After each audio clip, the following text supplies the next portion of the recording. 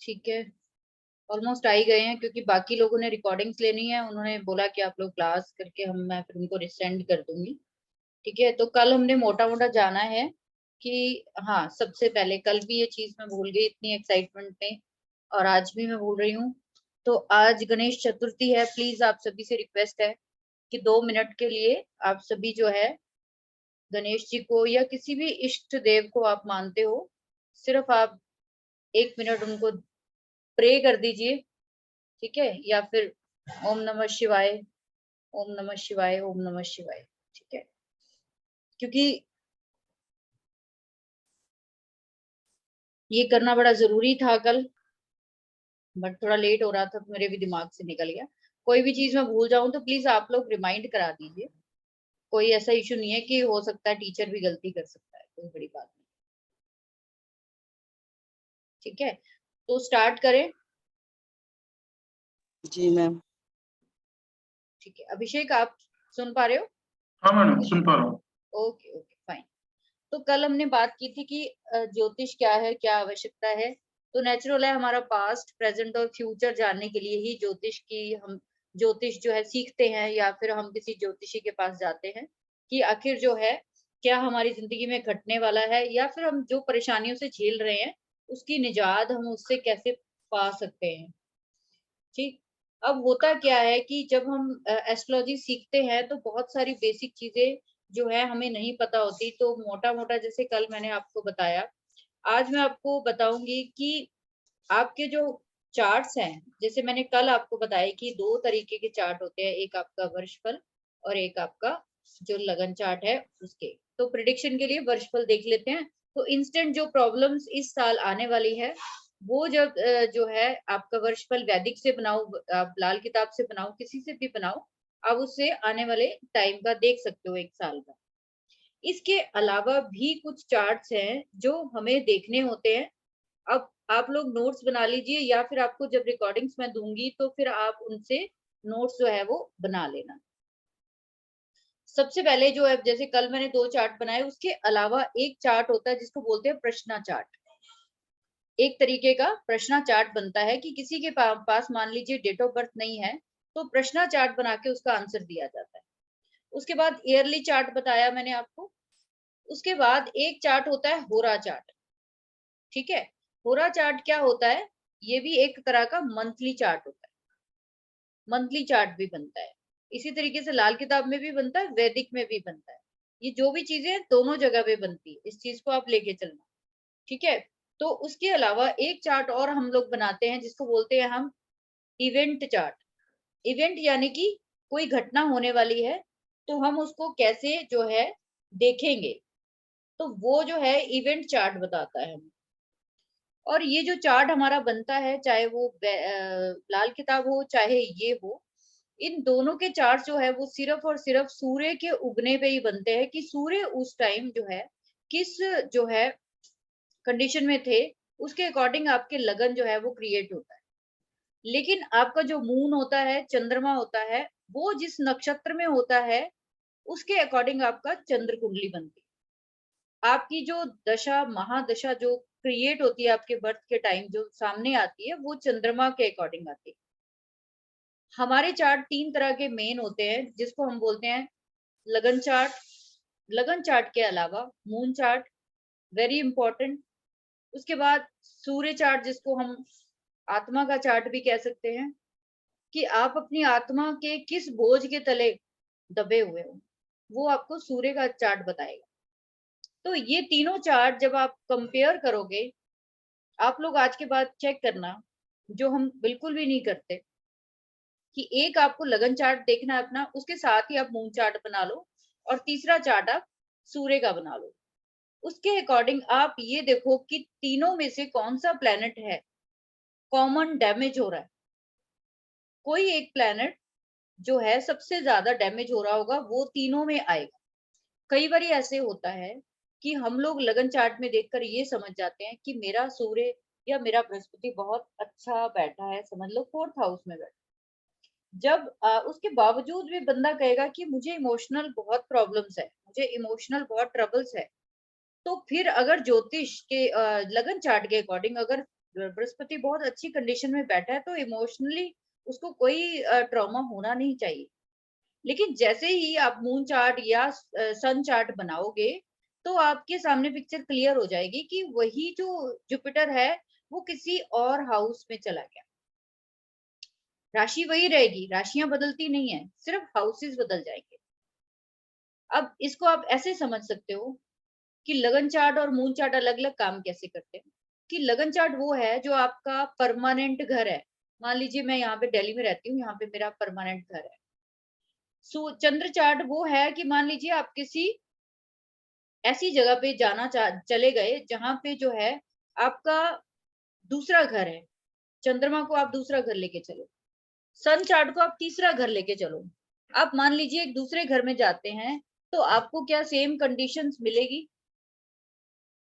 बताइए, same conditions मिलती है कभी? नहीं मैम। इसी तरीके से अगर सूर्य चार्ट बनाएंगे तो सूर्य चार्ट और डिफरेंट कंडीशन दिखाएगा। हम लोग कभी भी एक चार्ट पे डिपेंड नहीं हो सकते। अगर आप लोग एस्ट्रोलॉजी करना चाहते हो तो आपको 3 चार्ट हैं जो हमेशा हमेशा एनालाइज करने पड़ेंगे। अगर वो चाहे खुद की कुंडली का देखो, चाहे आप किसी की कुंडली देखो, जब तक आपके सामने ये 3 चार्ट निकल के नहीं आएंगे, आप उस व्यक्ति की समस्या को कभी भी निकाल नहीं पाओगे जड़ से।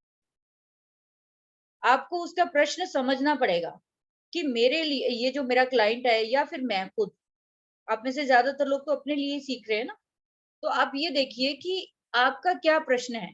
आपका प्रश्न आपकी बॉडी से जुड़ा हुआ है, आपकी आत्मा से जुड़ा हुआ है, या फिर कई लोग कहते हैं मेरा मन बड़ा दुखी रहता है। आपको कुछ नहीं देखना, आप उसका मून चार्ट खोल दो। आप जैसे ही मून चार्ट खोलोगे आपको पता चल जाएगा चंद्रमा कहाँ पे बैठा है, किसकी दृष्टि आ रही है, क्या ये कर रहा है, और किसके साथ ये कंजक्ट होके बंदे का मन जो है वो दुखी कर रहा है। समझ में आई आपको? तो इसलिए ये जो चार्ट है इतने इंपॉर्टेंट होते हैं जिनको हमेशा जो है हम इग्नोर करते हैं। लगन चार्ट एक ऐसी खान है कि जिसका कोई अंत नहीं है। एक लगन चार्ट के बेस पर आप एक हाउस में 500 से 700 क्या हजारों प्रिडिक्शन कर सकते। सबसे पहले आपको कभी भी प्रिडिक्शन करनी है तो आपको एक ब्लैंक चार्ट बनाना है। आपको क्या करना है? एक ब्लैंक चार्ट बनाना है। दिख रहा है आप सभी को? विजिबल है? Yes ma'am. आपको इजी वे बता रही हूँ कि आप आज से ही अपनी चीजें निकालनी शुरू कर देंगे कि ये मेरे साथ क्यों हो रहा है। आप लोग कितने हम लोग धक्के खाते हैं एस्ट्रोलॉजर्स के पास, वो कुछ नहीं देखते हैं। आपका क्या है, लगन चार्ट है, ठीक है, आपने देख लिया। अब ये सबसे पहले आपने अपनी सारी चीजें भूल जानी है कि मेरे चार्ट में कौन सी राशि है, किस हाउस में कौन सी राशि है, सब कुछ भूल जाइए। आप सिर्फ उसको एक नंबर का लगन देकर उसको आप कालपुरुष की कुंडली बनाइए। आप जैसे ही कालपुरुष की कुंडली बनाएंगे, आप ये देखिए कि फर्स्ट हाउस में कौन सा प्लैनेट आता है।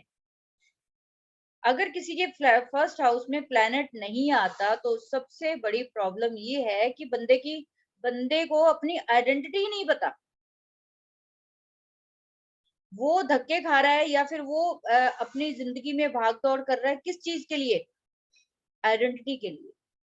आपके लगन में कोई प्लैनेट ना होने का मतलब ये है कि आप जो है बहुत ज्यादा जो है अपनी पहचान के लिए दौड़ रहे होंगे। बहुत काम करेंगे लेकिन पहचान नहीं मिलेगी, क्योंकि आपको पहचान देने के लिए कोई यहाँ पे बैठा ही नहीं। तो पहचान आपको मिलती है सबसे पहले आपको फर्स्ट हाउस से, ठीक है। अब लोग कहेंगे कि फर्स्ट हाउस में राशि सेकंड पार्ट में आएगी। अभी हम काल पुरुष के अकॉर्डिंग चलेंगे कि मान लीजिए किसी का सूर्य फर्स्ट हाउस में बैठा है। फर्स्ट हाउस में बैठते ही आपके दिमाग में क्या बात आएगी? सबसे पहले आपके दिमाग में ये बात आएगी बंदा बहुत एनर्जेटिक होगा, ठीक है, बहुत ज्यादा ये जो है हो सकता है गवर्नमेंट से रिलेटेड हो, पॉलिटिशियन हो, बहुत ही बंदा जो है सोलफुल होगा। अगर सन बैठा है तो सोलफुल बंदा होगा। इसकी आत्मा कहाँ बसती है? क्योंकि सूर्य को हम आत्मा बोलते हैं ना, तो आत्मा कहाँ बसती है? अपने आप में ही बसती है। इसकी आत्मा किसी में नहीं बसती, इसके अपने आप में ही बसती। ये अपने लिए ही जिएगा। इसके लिए सबसे बड़ी चीज खुद है, मैं हूं। फर्स्ट हाउस है जो आपको देता है मैं। तभी बोलते हैं यहाँ पे सूर्य और मंगल आते हैं तो बंदा इगोइस्टिक हो जाता है। वो किसकी बात करता है? सिर्फ और सिर्फ अपनी बात करे, उसको कोई मतलब नहीं है दूसरा सामने वाली पार्टी। मैंने जैसे कल बताया कि ये आप हैं और ये आपके सामने वाली दुनिया है। आप जैसे होंगे, सबसे पहले दूसरों को जो है आप कभी भी ब्लेम करना, अब आप एस्ट्रोलॉजी सीखने वाले हो तो मेरी रिक्वेस्ट है आप सभी से कि ये चीज दिमाग से निकाल दीजिए कि कोई गलत होता है। कोई भी आपका भाई बहन, रिश्तेदार, आपकी बीवी, आपके बच्चे, कोई गलत नहीं है। आप सबसे पहले अपने फर्स्ट हाउस को चेक कर लीजिए कि फर्स्ट हाउस में है क्या। अगर वो खाली है तो आपको पहचान मिलने में बहुत बड़ी सिरदर्दी होने वाली है। ठीक है। अब ये जो फर्स्ट हाउस है ये किस किस चीज को डिनोट करता है वो मैं आपको बताऊंगी। बहुत लंबी चौड़ी चीजें हैं, आप लोग प्लीज नोट जरूर बनाना, क्योंकि मैं बहुत सारी चीजें दूंगी ताकि आप कल को जब देखोगे किसी का चार्ट तो कुछ ना कुछ आपको उसको आपको मिल जाएगा उसमें। आपकी सबसे पहले ओवरऑल पर्सनालिटी, फिजिकल बिल्ड, आपकी हाइट, आपकी साइकोलॉजी कैसी होने वाली है, आपका फर्स्ट इंप्रेशन कैसा पड़ता है किसी व्यक्ति पे, आपका कल्चर, आपकी हैबिट्स, ट्रेड्स, आपकी टेंडेंसी, दूसरों की तरफ आपका एटीट्यूड कैसा है, वो फर्स्ट हाउस बताएगा।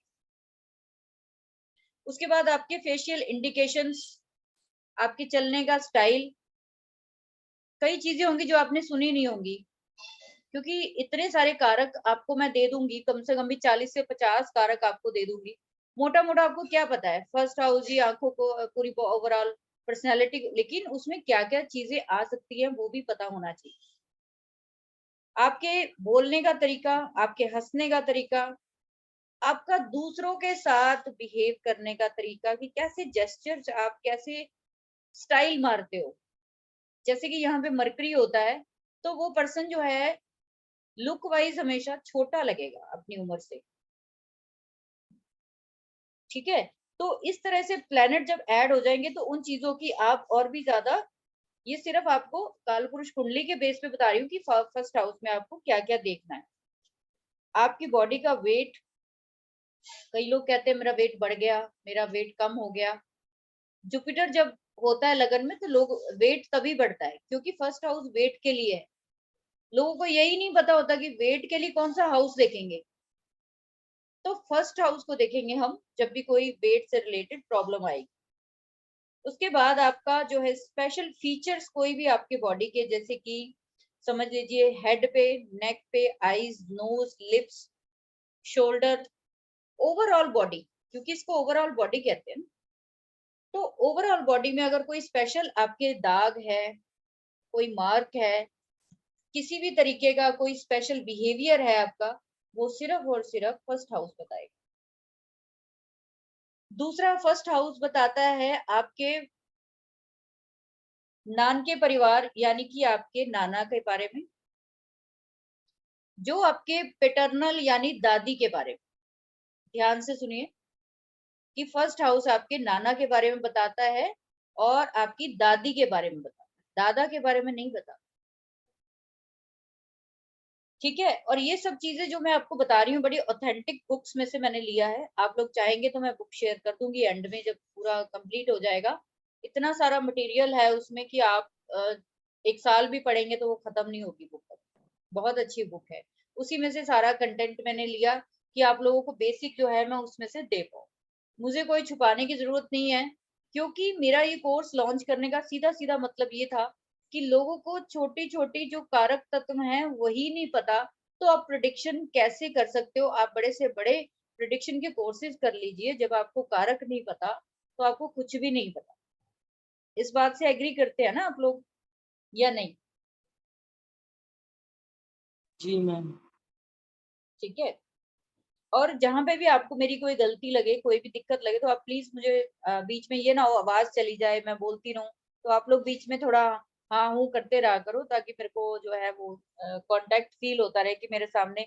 मेरे को अभी तो ऐसे लग रहा है कि मैं जो है कंप्यूटर स्क्रीन पे बोल रही हूँ। ठीक है, क्योंकि स्क्रीन मेरे को फुल इसलिए जरूरी करनी है कि आपको क्लियर दिखे। ठीक है, उसके बाद आप क्या देखेंगे फर्स्ट हाउस से, आपके टीथ, चीक्स, आपकी टंग, आपका स्कल, जो खोपड़ी है आपकी, अगर उसमें कोई चोट है या कुछ है, ये जो देख के बताते हैं कि आपके जी चेहरे पे निशान है, तो वो सारे कहाँ से दिखाते हैं? फर्स्ट हाउस से देख। दूसरा, आपका बोलने का तरीका, या फिर आप ये सोचिए आपका कॉन्फिडेंस, आप कितने कॉन्फिडेंस से बात करते हैं, वो फर्स्ट हाउस बताएगा। अगर फर्स्ट हाउस का लॉर्ड कहीं पे अफ्लिक्शन में आ जाता है, तो समझ लीजिए कि वो पर्सन को बहुत ही ज्यादा लो कॉन्फिडेंस होगा उसकी लाइफ। दूसरा, ब्रदर और सिस्टर और डॉटर इन लॉ। ठीक है, आपके समझ लीजिए ब्रदर और सिस्टर, डॉटर इन लॉ और सन इन लॉ, आपके जवाई, जो आपके दामाद भी वो यहीं से देखे जाते हैं। ठीक है, किसी को गंजापन है, किसी को पिंपल्स है, स्किन की प्रॉब्लम है, ओवरऑल बॉडी में कहीं पे भी कोई प्रॉब्लम है, तो आपने सिर्फ और सिर्फ फर्स्ट हाउस को देखना है सबसे पहले, क्योंकि फर्स्ट हाउस ही बताएगा कि ओवरऑल बॉडी जो है वो क्यों अफ्लिक्ट में आ रही है। मान लीजिए इसका लॉर्ड 8th में ही चला गया, 8th में चला गया, तो वो तो बात की बात है कि वो किस राशि में गया। 8th में जाने से ही आप 8th हाउस के कारक तत्व सबसे पहले पकड़िए। आपको एक चीज बता दूं कि जो काल पुरुष की कुंडली है, वो कम से कम भी 70% काम करती है। बाकी जैसे ही आप राशि लगाओगे बीच में, आपको 100% प्रेडिक्शन आ जाएगी। तो इसलिए ये चीज देखनी बड़ी जरूरी। दूसरा, फर्स्ट हाउस जो है, आपको गुरु कैसे मिलेंगे, एल्डर्स कैसे होंगे आपके, आपके जो आपके साथ ऑनेस्टी करने वाले कितने लोग मिलेंगे, आप किसी के साथ ऑनेस्टी से कितना बिहेव करोगे, वो सारा ही जो है इससे देखोगे। जिन लोगों को सेक्सुअल इम्पोटेंसी की प्रॉब्लम है, ठीक है, साइकोलॉजिकल जो है प्रॉब्लम्स है, किसी को सेक्स के प्रति बहुत ही ज्यादा पोजेसिव है कोई पर्सन, या फिर किसी का बिल्कुल ही इंटरेस्ट नहीं है, वो भी कहीं ना कहीं फर्स्ट हाउस से जुड़ता है। जो लोग फिकल माइंडलेस, मतलब कि उड़े हुए दिमाग के लोग, जिनको हम देखते हैं कि ये उड़ा उड़ा दिमाग रहता है। अब यहाँ पे आप ये सोच रहे होंगे कि सारा कुछ ही अगर फर्स्ट हाउस से जुड़ा हुआ है तो हम सब कुछ ही ले लेते हैं, लेकिन आपको फिर भी पता होना चाहिए कि फर्स्ट हाउस में क्या क्या स्पेशल चीजें आती हैं, इनका जानना आपके लिए बहुत जरूरी है। इसीलिए मैंने कल बोला था कि डिटेल में हम कल चलेंगे, क्योंकि इतनी सारी चीजें मैं आपको लिखवा दूंगी, इतने कारक दे दूंगी कि आपको प्रिडिक्शन करने में बिल्कुल भी दिक्कत नहीं आएगी। जी मैम। मैंने जब एस्ट्रोलॉजी सीखी थी, मेरे लिए सबसे बड़ी प्रॉब्लम ही यही थी कि फर्स्ट हाउस में 4 चीजें बता के मेरे को आगे कर दिया गया, सेकंड में, फिर थर्ड में, फोर्थ में। जब कोई प्रॉब्लम आती थी मेरे सामने, तो मुझे यही नहीं समझ में आता था कि मैं कौन से हाउस में देखूं। तो ये बहुत बड़ी प्रॉब्लम होती है। ठीक है, उसके बाद आपको म्यूजिक कितना पसंद है, पेंटिंग कितनी पसंद है, आपको स्पोर्ट्स कितनी पसंद है, आपकी चॉइस जो है, आपकी हॉबीज किस चीज में है, फोटोग्राफी में, नॉलेज। और फोटोग्राफी में जिनको नॉलेज है ना, उनका फर्स्ट हाउस बहुत अच्छा होता है, आप कभी भी देखिए। ठीक है, और जिन लोगों को दूसरों का फ्यूचर बताने की बड़ी अच्छी कला मिलती है, उसमें भी फर्स्ट हाउस का रोल बहुत अच्छा होता है। जैसे कि कह देते हैं कि अगर अच्छा ज्योतिषी है तो उसको जी ये वाला ग्रह इधर होना चाहिए, ये ग्रह नहीं, आपका फर्स्ट हाउस अच्छा होना चाहिए अगर आपको प्रोडिक्शन अच्छी करनी है। तो फर्स्ट हाउस इसीलिए आप देखो, स्कॉर्पियो वालों की बात किसी से सबसे पहले एस्ट्रोलॉजी में स्कॉर्पियो वालों की बात होती है ना। तो स्कॉर्पियो वालों की बात क्यों होती है बताइए, स्कॉर्पियो वालों को सबसे ज्यादा एस्ट्रोलॉजी में क्यों जोड़ा जाता है? आप लोग बता सकते हो, किसी कोई भी जना है मतलब इस चीज का आंसर दे सकता है कि स्कॉर्पियो को सबसे पहले क्यों हाइप करते हैं कि स्कॉर्पियो है ना तो आपको तो एस्ट्रोलॉजी करनी चाहिए, या आप तो इंट्यूजन लेवल आपका बहुत अच्छा होगा, आपको एस्ट्रोलॉजी करनी चाहिए। क्यों बोलते हैं स्कॉर्पियो को, बताइए।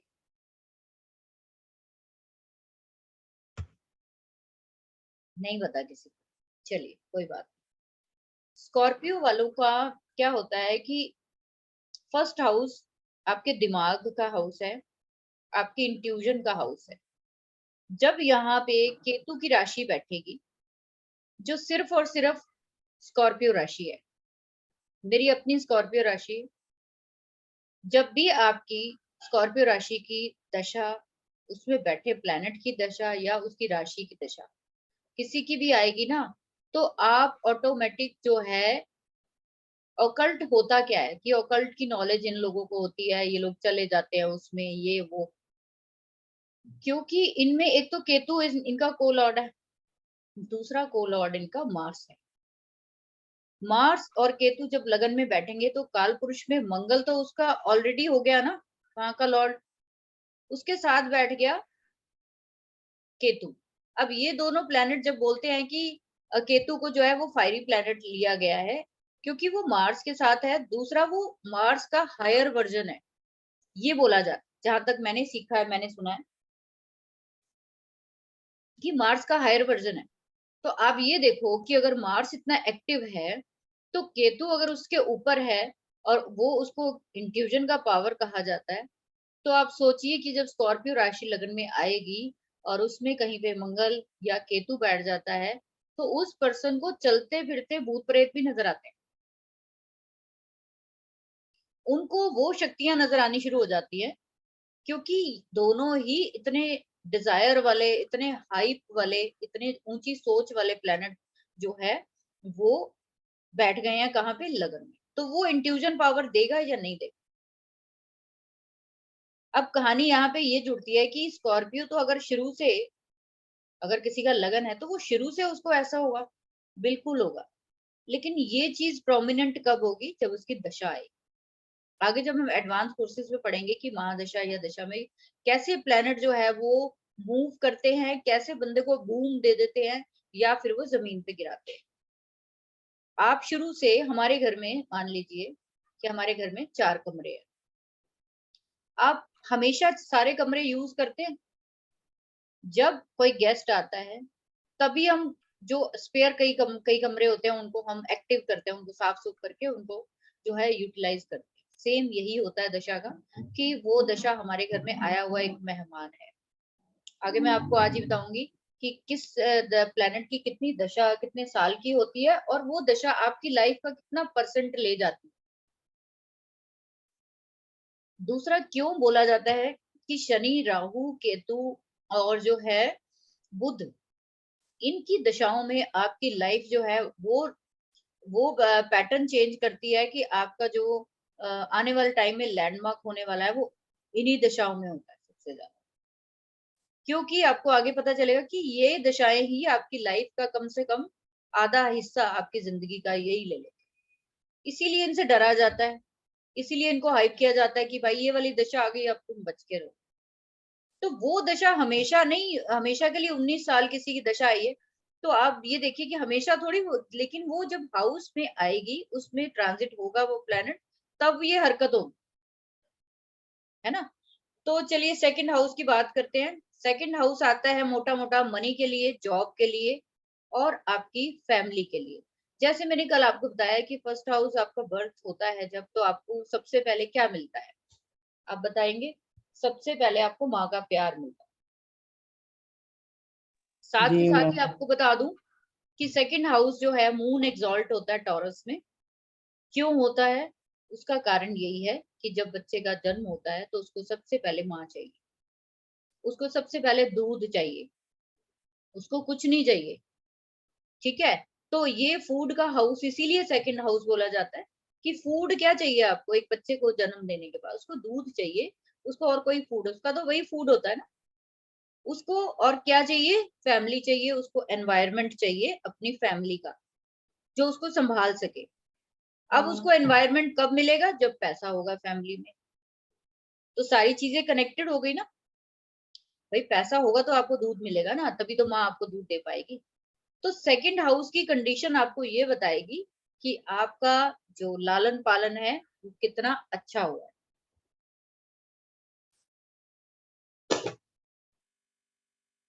ओके, समझ में आ रही है आप सभी को। Yes, ma'am. जी सही मैम। लग रहा है अभिषेक? ठीक है मैम।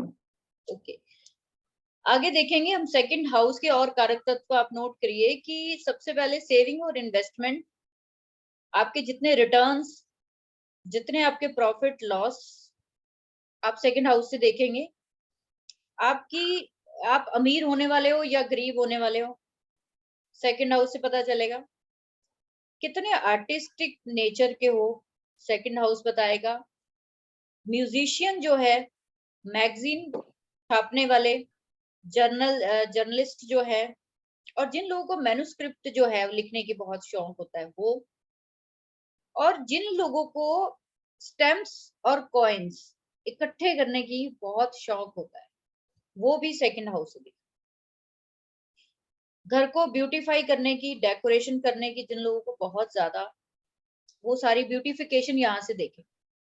क्यों देखते हैं यहाँ से? क्योंकि जैसे मैंने आपको बोला कि फर्स्ट हाउस मंगल का है तो सेकंड हाउस शुक्र का है, लेकिन यहाँ पे एग्जॉल्ट क्या होता है? चंद्रमा होता है, और इसका कारक एक तीसरे प्लेनेट को बनाया गया, वो है बृहस्पति। तो यहाँ पे सबसे अच्छे प्लेनेट दिए गए। अगर यहाँ पे कोई और प्लेनेट मैलेफिक बैठ जाता है तो वो जो अच्छे प्लेनेट है उन सभी को डिस्टर्ब कर देगा। इसीलिए आपकी सेविंग्स में डिस्टरबेंस आती है। या यहाँ पे जब सैटर्न आ जाता है, केतु आ जाता है, तो इन लोगों का बैंक बैलेंस कभी बन ही नहीं पाता।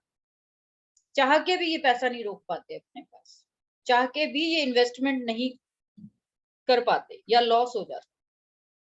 इसके बाद आपका स्पाउस आपको एनकरेज करेगा, आपको आपको प्यार करने वाला होगा या आपको डिस्करेज करने वाला होगा, वो सेकंड हाउस बताएगा।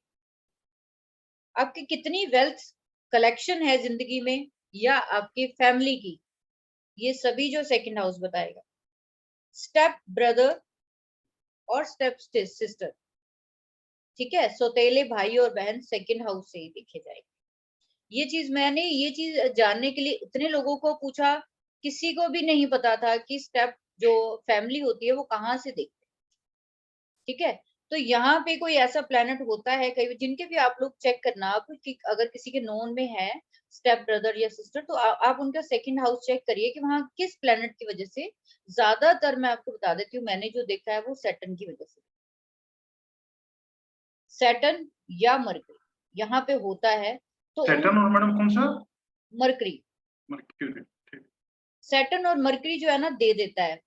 सैटर्न का तो स्पेशली देखा है मैंने कि वहां पे जो है स्टेप ब्रदर सिस्टर मिल जाता है। दूसरा, आपके साथ कितना हरासमेंट जिंदगी में हुआ, आपको टॉर्चर कितना किया गया, ब्लैकमेल कितना किया गया, वायलेंस, ठीक है। आपका स्पाउस कितना लवेबल होगा और आपकी फैमिली कितनी लवेबल होगी, वो सारा सेकंड हाउस बताएगा। इसके बाद आपकी राइट आंख, राइट कान, राइट चीक, माउथ, टंग, नेक, थ्रॉट, आपकी वोकल एफिशिएंसी जो है वो सेकंड हाउस बताएगा। टीथ किसी के ऊंचे नीचे हैं, अगर किसी के टीथ टेढ़े मेढ़े हैं तो वो किस वजह से होते हैं, मैं साथ साथ चीजें इसलिए बता रही हूँ कि मैं भूल ना जाऊं। जब यहाँ पे राहु होगा या राहु की दृष्टि होगी, दांत टेढ़े मेढ़े होंगे। उसके बाद अगर जुपिटर है तो दांत बड़े भी हो सकते हैं। तो जितने मैलिफिक जुड़ते जाएंगे ना यहाँ पे, दांत उतने गंदे होंगे। इवन कि यहाँ पे मरकरी अगर होता है तो दांतों में बहुत सारी प्रॉब्लम्स होती है। अगर किसी को कैंसर, वो भी थ्रॉट का, टंग का, एड्स जैसी बीमारी या इस तरह की कोई गंभीर बीमारी जो लाइलाज हो, सेकंड हाउस से देखें। इसको क्यों देखेंगे, सेकंड से भी आगे आएगा। साथ साथ बता देती हूँ थोड़ा सा कि सेकंड हाउस पे एट्थ हाउस के बैठे हुए प्लेनेट की दृष्टि पड़ती है। इसलिए यहाँ पे जो हरकत सेकंड हाउस में होने वाली है उसके सामने वाले घर से आनी है। तो इसी करके इसमें सेकंड हाउस की इतनी बीमारियां गंभीर बताई जा रही हैं, क्योंकि एट्थ हाउस में अगर कोई प्लेनेट है तो डेफिनेट है कि फैमिली में वो प्रॉब्लम आनी ही आनी है, 100% श्योर। उसके बाद आप किसी की कितनी हेल्प करते हो, आप सोशल कितने हो, चैरिटेबल कितने हो, ठीक है। एक और इम्पोर्टेंट चीज कि आपके जो अंकल्स और आंटियां हैं, जो हमारे बुआ फूफड़ ताया चाचे जो भी होल हमारे कुटुंब होता है, आपकी तरफ उनका कैसा बर्ताव है। हालांकि इसमें थर्ड हाउस भी देखते हैं, सेवंथ भी देखते हैं, नाइन्थ भी देखते हैं कंप्लीट प्रेडिक्शन के लिए। लेकिन मोटा मोटा अगर किसी के अंकल आंटी बहुत खराब है तो सेकंड हाउस देख के पता चल जाएगा कि यहाँ पे इस वजह से इसकी फैमिली ने जो है, आपने देखा होगा कई बार ये चाचे ताए बच्चों पे बहुत जुल्म कर देते हैं, या बुआ मासी कुछ ऐसे बच्चे करके बच्चों को मतलब बहुत ज्यादा हरास करते हैं, तो सेकंड हाउस से देखिए। उसके बाद आप ये देखिए कि जो लोग भी दहेज के लिए बात करते हैं वो भी आप सेकंड हाउस से देखिए। गरीबी कितनी आने वाली है फैमिली में, रिच कितने थे आपके, आपकी चाइल्डहुड कितना, आपको बताया कि चाइल्डहुड कैसा आपका निकला है, वो आपको सेकंड हाउस बताएगा। ठीक है। उसके बाद जो है आपके जो पैटर्नल ग्रैंड मदर है, पैटर्नल मतलब आपकी दादी, और जो है मैटरनल ग्रैंडफादर, हमने फर्स्ट हाउस में क्या लिया था, नाना और नाना और दादी नाना और दादी दादी। दादी अब यहाँ पे हम लेंगे ग्रैंड मदर और मैटरनल ग्रैंडफादर, मैडम दादी तो ले चुके हैं फर्स्ट हाउस में। सॉरी नानी। ठीक है। तो अभी नानी नानी और आपका paternal grand mother okay and maternal grandfather, ठीक है। ठीक है। अब उन्होंने ये जो सेकंड हाउस इतना इंपॉर्टेंट है कि आप ये देखिए जब पितृदोष देखते हैं ना हम लोग, तो सेकंड हाउस से भी बहुत सारी चीजों का पता चलता है कि इनकी फैमिली में कोई पितृदोष आया कि नहीं, क्योंकि ये कुटुंब का घर है। अगर यहाँ पे कोई गलत प्लेनेट बैठा है या मैलिफिक बैठा है तो आप ये समझ के चलिए कि उनके पीछे से कहीं कुछ गड़बड़ हुई है, किसी ने कुछ किया है, तो हो सकता है इसलिए आप जैसी जनरेशन को भुगतान करना पड़ रहा है। दूसरा, ये जुपिटर का हाउस है, तो जुपिटर के घर में जब भी आपको एक सूत्र बता देती हूँ कि जुपिटर के जितने भी घर हैं, अगर उनमें कोई मैलिफिक प्लैनेट बैठा है, आप 100% गारंटी है कि उसके पीछे किसी ने पास्ट में गड़बड़ की है, तो वो प्लैनेट बता देगा। सैटर्न है तो आप ये देखिए उन्होंने किसी गरीब का हक मारा है जिंदगी में। मरकरी है तो किसी के बच्चे के साथ उन्होंने मिसबिहेव किया है, तो उनको अब इस जन्म में अपने बच्चों से रिलेटेड बड़ी प्रॉब्लम होने वाली है। अब इसी तरीके से आप सारे प्लैनेट्स को ले सकते हो। ठीक है। अब उसके बाद जो है देखेंगे हम, एक मोटा मोटा ये देखेंगे कि आपके पैसे का कितना लॉस हुआ है और कितना पैसा आपका मारा जाएगा। आपको कंपनसेशन में अगर पैसा मिलने वाला है, वो मिलेगा कि नहीं मिलेगा वो भी सेकंड हाउस बताएगा। आप डोनेशन जो है कितनी करोगे, चैरिटी कितनी करोगे, वो सारी चीजें हम इससे देखेंगे। आपके ब्रदर सिस्टर, जो आपके फादर के ब्रदर सिस्टर आपके जितने भी हैं, उनके आपके सबके साथ रिलेशन सेकंड हाउस देखें। उसके बाद आपके फ्रेंड के, अगर आपको कहीं पे कोई ऐसा चांस आ जाता है कि आपको ये देख, इवन देखिए कि हमारी कुंडली कितना कुछ बताती है। अभी तो बहुत सारी चीजें मैंने मिस कर दी आपकी, कि बहुत सारा हो जाएगा, कि इवन आपको अगर अपने फ्रेंड के बेटे की वाइफ भी देखनी है ना, या उसकी डॉटर का हस्बैंड भी देखना है, ठीक है, और अपने बेटे की आपको सास देखनी है, या फिर आपको अपनी बेटी का ससुर देखना है, वो भी सेकंड हाउस से पता चल जाए। तो मोटा मोटा आप अंदाजा लगा सकते हो कि अगर आपका सेकंड हाउस मैलिफिक है तो वो कितनी चीजों में मार कर सकता है जब उसकी दशा आएगी। तो इसीलिए ऐसा होता है कई बार कि एक प्लेनेट की दशा आई और हमें यही नहीं पता चलता कि उधर से मेरी बेटी पे भी कोई मुसीबत आ गई, उधर से मेरे को पता चलता है कि वहां भी ये प्रॉब्लम क्रिएट हो गई, क्योंकि वो कारक लेके बैठा है वो हाउस। इसलिए अब आगे चलेंगे हम थर्ड हाउस। थर्ड हाउस सबसे पहले आप देखिए पड़ोसियों का हाउस है, तो पड़ोसियों का हाउस है, उसके बाद आपके छोटे सिबलिंग्स का है, उसके बाद आपने जिंदगी में एफर्ट कितने करने हैं या कर सकते हैं, आपकी बहादुरी कितनी है किसी चीज को करने की, आपका डैशिंग नेचर है या आपका डरपोक नेचर है, ठीक है, आपका एटीट्यूड किस तरफ, आपके ब्रदर्स सिस्टर्स, उनकी फाइनेंशियली स्टेट आपको पता चलेगी थर्ड हाउस से, ठीक है।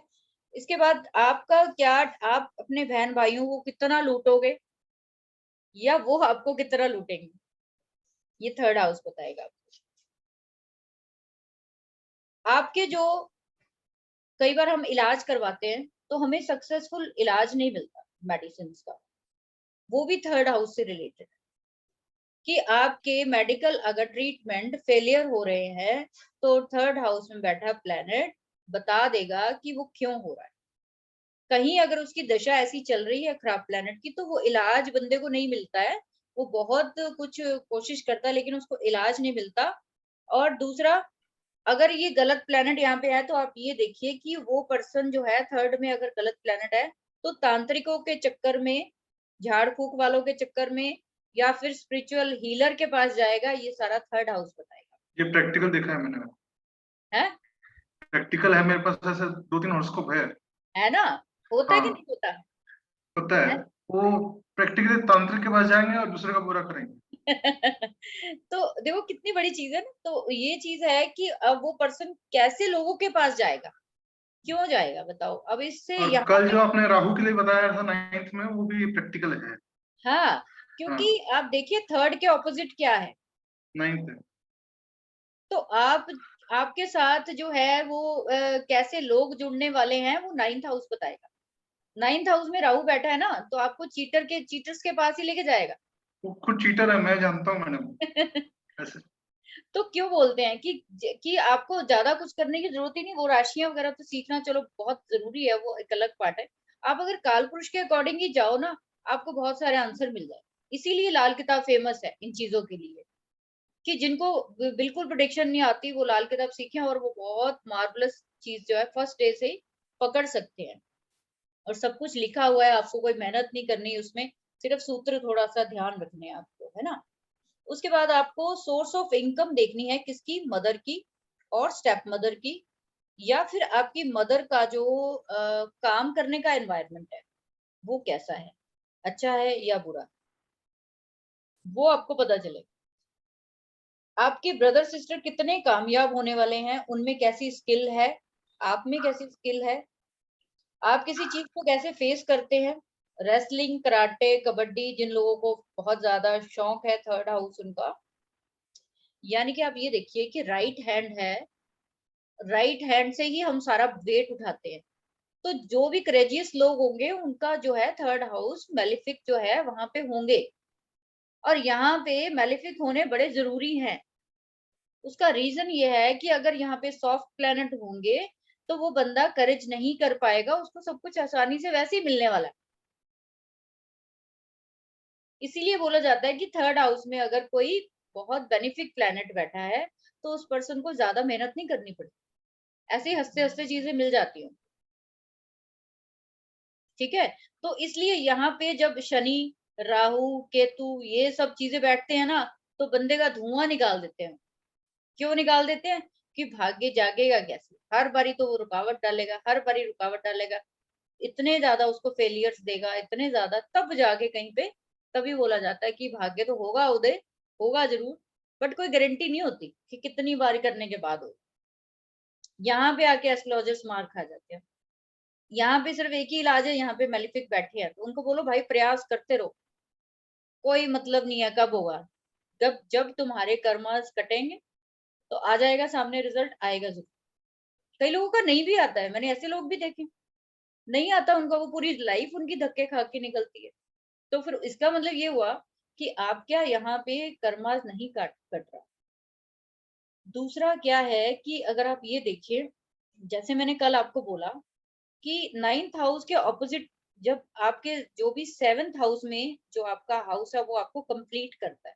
फर्स्ट को कंप्लीट करता है कौन, सेवेंथ, सेकंड को कंप्लीट करता है एट्थ, थर्ड को कंप्लीट करता है नाइन्थ, ठीक।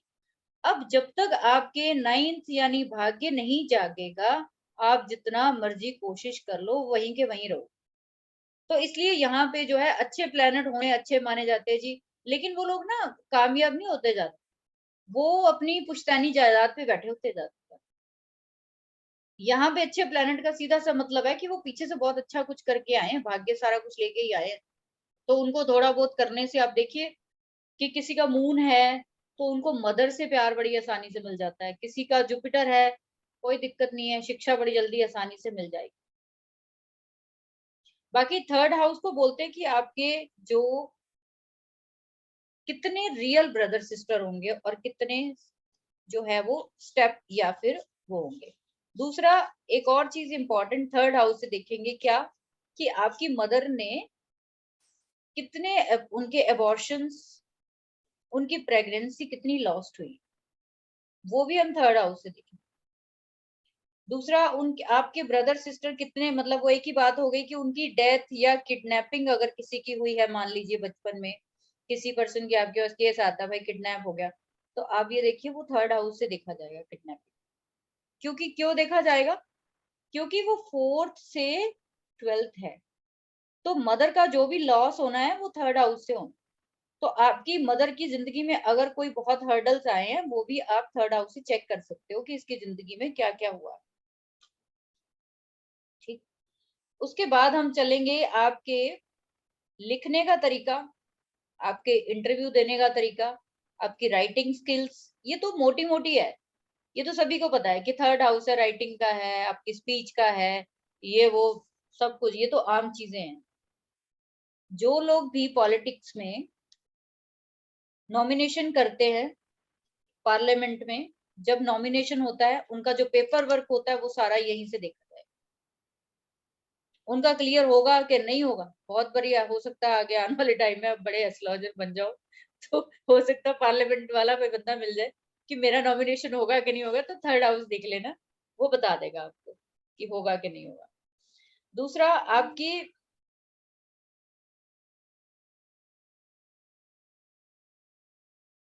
आपके जो कहते हैं कि ये थर्ड हाउस जो है ना हमारा एफर्ट का है ना, जैसे तो अगर आप अपने बच्चों के लिए कितना एफर्ट करने वाले, क्योंकि थर्ड जो है वो 5th हाउस पर, आप अपनी गर्लफ्रेंड के लिए कितना एफर्ट करोगे, आप राइटिंग के लिए, स्पीच के लिए, किसी को भाषण देने का बहुत शौक होता है, यहाँ पे जुपिटर होता है, लोगों को बहुत भाषण देने की आदत होती है, ज्ञान बांटने की बड़ी आदत होती है, बड़ा अच्छा लगता है इनको, मैं सामने वाले को ज्ञान दूं, बड़ी बड़ी छोड़ते हैं, और इनको नॉलेज होती भी है, हो ना हो, बट ये होते हैं इस टाइप के। ठीक है, तो मून है ना, तो बहुत ही मदरली नेचर तो होगा ही पर्सन, तो वो मदर, मतलब कहने का है कि ये जो 5th हाउस का कईयों की लव अफेयर जो सक्सेसफुल नहीं होते ना, उसके पीछे कारण ये थर्ड हाउस ही है। थर्ड से थर्ड अगर सही नहीं है, यहाँ पे मैलिफिक बैठ गया है अगर थर्ड में, तो लव अफेयर कामयाब नहीं हो सकता, क्योंकि आप एफर्ट कर ही नहीं पाओगे। बहुत बार ऐसा ब्रेकअप्स होते हैं ना, तो आप ब्रेकअप के लिए थर्ड हाउस देख सकते हो, क्यों हुआ इसका, क्योंकि वो बंदे ने हिम्मत ही नहीं की होगी। आगे जो है देखिए यहाँ पे शुक्र है ना, मेरे पास चार्ट है किसी के एक दो, उनके शुक्र है यहाँ पे, 5th हाउस खाली है, बड़ी आसानी से उसकी गर्लफ्रेंड भी बनी, उनकी शादी भी हुई, और ऐसे केसेस में बड़े आसानी से इनके अफेयर्स भी हो जाते हैं, क्योंकि वो क्या है कि अच्छा प्लेनेट बैठ गया, सुख वाला प्लेनेट बैठ गया, तो उसने करा दिया। अब आगे चलेंगे हम लोग 4th हाउस। उसके बाद जो है 4th हाउस आप सभी को पता है कि मदर का है, व्हीकल्स का है, प्रॉपर्टी का है, जो प्रॉपर्टी डीलर्स हैं, बिल्डर्स हैं। दूसरा जिनका होम डेकोरेशन का काम है, आपकी मदर का हेल्थ, मदर की ओवरऑल पर्सनालिटी जो है वो कैसी है, वो आपको पता चलेगा। अगर किसी की मदर की डेथ नेचुरल नहीं हुई है, तो वो सिर्फ और सिर्फ 4th हाउस बताए कि वो कैसी कंडीशन में वो गई हैं। आपको इनहेरिटेंस में कितनी प्रॉपर्टी मिलेगी, वो भी आपको 4th हाउस के प्लैनेट बताते। जब भी आपको किसी भी चीज के लिए जो है फोर्थ हाउस जो है ना वो एक तरह का इमोशनल, आपकी बॉडी का एक इमोशन। अब अगर इसको हम चले तो ये ओवरऑल विष्णु जी का हम लोग बॉडी लेते हैं कि हमारी जो विष्णु जी की बॉडी है वो हमारा ये हाउस है, पूरे 12 हाउस। ये जो हमारा फोर्थ हाउस है ये हमारा इमोशनल ट्रॉमा दिखाता है। आपकी कुंडली में फोर्थ साइन या फोर्थ हाउस एक ही बात है उसकी, इसको अलग अलग लेके नहीं चलना कभी भी। आप चेक कर लीजिए, यहाँ पे बैठे हैं लोग, फोर्थ हाउस फोर्थ साइन जहाँ पे लिखा हुआ है वहां पे आपका जो है एक अलग ही लेवल का इमोशनल पार्ट। आप वहां पे दिल से सोचते हो, आप वहां पे कोई इफ एंड बट नहीं, कोई प्रैक्टिकल नहीं, सिर्फ और सिर्फ दिल, क्योंकि फोर्थ हाउस को दिल का, चेस्ट का बताया गया। ठीक है। दूसरा, अगर आपने विदेश जाना है, किसी ने विदेश जाने के लिए फोर्थ हाउस का खराब होना बड़ा जरूरी है। जो लोग कहते हैं हमारा विदेश का काम नहीं बनता, तो हम वास्तु में क्या करते हैं, नॉर्थ ईस्ट में राहु की चीजें रखवा दो, तो पीड़ित हो गया। जब तक आपका फोर्थ हाउस पीड़ित नहीं होगा, आपका 12th हाउस जो है वो नहीं एक्टिव होगा, बाहर निकल ही नहीं सकते आप। जो लोग भी कहते हैं मेरा घर से बाहर निकलने को मन नहीं करता है, उनका उनका देखिए आप फोर्थ हाउस अच्छा होगा, वो बंदे इतने कंफर्टेबल जोन में रहते हैं। दूसरा क्या है कि सन जो है वो कालपुरुष कुंडली के फादर हैं, यानी कि सूर्य हमारी आत्मा है जिसको कहते हैं, लेकिन वो एज ए फादर देखते हैं उसको हम। तो मून को हम लोग क्या देखते हैं, चंद्रमा को। यहाँ पे हाँ एक चीज बताना मैं भूल गई कि थर्ड हाउस का जो कालपुरुष का है वो बुध है। तो इसीलिए ये पेपर वर्क के लिए जाना जाता है कि किसी भी तरीके का पेपर वर्क, स्पीच या राइटिंग का काम हो, हाथों से लिखते हैं ना हम लोग, इसीलिए इसको थर्ड हाउस का भी दिया गया। तो आप इसको ध्यान रखिए, ये बुध का है, ये आपको शुक्र का बताया, ये बुध का है। अब यहाँ पे ये चंद्रमा का बताया गया चौथा हाउस। मैं क्या चीज बता रही थी फोर्थ हाउस का, सॉरी स्लिप हो गया मेरे दिमाग से।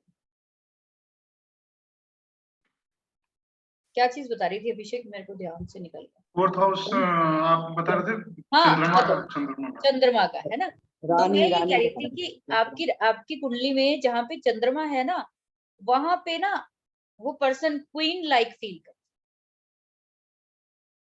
उसको वहां पे आराम चाहिए, उसको वहां पे बिल्कुल जो है नौकर चाकर चाहिए, उसको सेवादार चाहिए, कि भाई मेरे को जो है मैं यहाँ पे बैठा हूँ, मेरे को सारा कुछ बैठे बिठाए मिले। ऐसा क्यों? चंद्रमा को क्वीन इसीलिए बोला गया कि क्वीन का काम क्या है, क्वीन का काम है आराम करना, आराम से घर बैठना और घर आराम।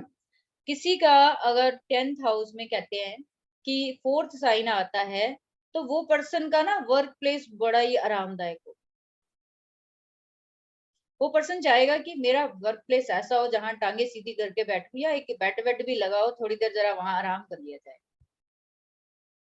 इतना कंफर्टेबल वो अपना बनाएंगे ना वर्क प्लेस कि पूछो मत। आपने देखे होंगे कई लोगों के ऐसे, आप उनके चार्ट चेक करिए, फोर्थ साइन जरूर उसके साथ जुड़ा हो ही नहीं सकता कि, क्योंकि फोर्थ साइन ही तो है जो सबसे ज्यादा आराम देता है। घर घर ही आलिशान है उनका फोर्थ हाउस।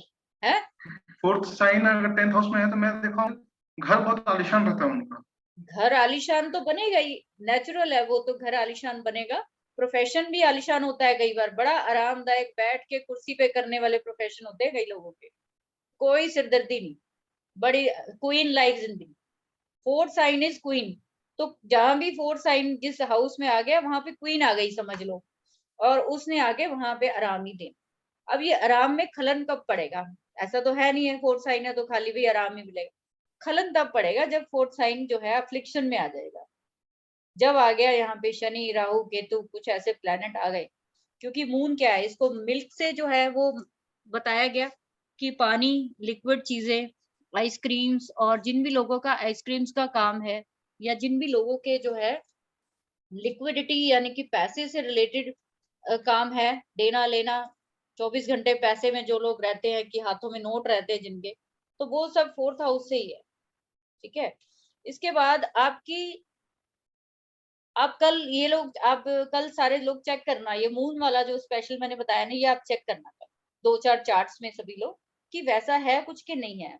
कि मान लीजिए किसी का 4th हाउस यहीं पे आ गया, लगन में ही आ गया मान लीजिए, है ना, 4th sign, sorry 4th sign यहाँ पे आता है, तो वो पर्सन जो है ना क्वीन लाइक जिंदगी चाहता है, वो क्वीन ही होगी, उसकी लुक, वो उसकी चाल ढाल सब कुछ मून जैसी हो जाएगी, वो मदर जैसी होगी, बिल्कुल मदरली नेचर, सबको आराम। और वो क्या कहती है कि मेरे सामने वाला जो बंदा है ना, वो 24 घंटे मेरी सेवा में हाजिर रहना चाहिए। मेरे पास किसी का चार्ट आया था, तो उनकी बेटी बहुत वो थी, परेशान थी, तो मैंने उनकी सास का चार्ट बोला कि दिखाओ, तो कुदरती उनको पता था कि उसका लगन क्या है। वो कहती है और कुछ नहीं पता, मुझे लगन पता है। मैं कहा चलो बता दो। उन्होंने बोला 4 नंबर का साइन है लगन में। तो मैंने कहा भाई फिर इसको नौकर ही तो चाहिए। कहती वो मेरी बेटी से बिल्कुल नौकरों की तरह बिहेव करती, वो किसी को कुछ नहीं समझती, वो सबको नौकर समझती है। तो कितनी अच्छी चीजें हैं कि आपके सामने वाला, क्योंकि उसको आदत है, वो उसका कसूर नहीं है, उसको ऐसे ही इनबिल्ट आई है वो। तो भाई क्वीन अगर काम करने लग गई तो बाकी दुनिया क्या करेगी? फिर तो क्वीन रही नहीं ना वो। तो वो मदरली नेचर के करके, इसलिए यहाँ पे जो मून को चौथे घर का महारानी का दर्जा दिया गया कि भाई आराम से बैठो, कुछ नहीं करना, सिर्फ ऐश करो। ठीक।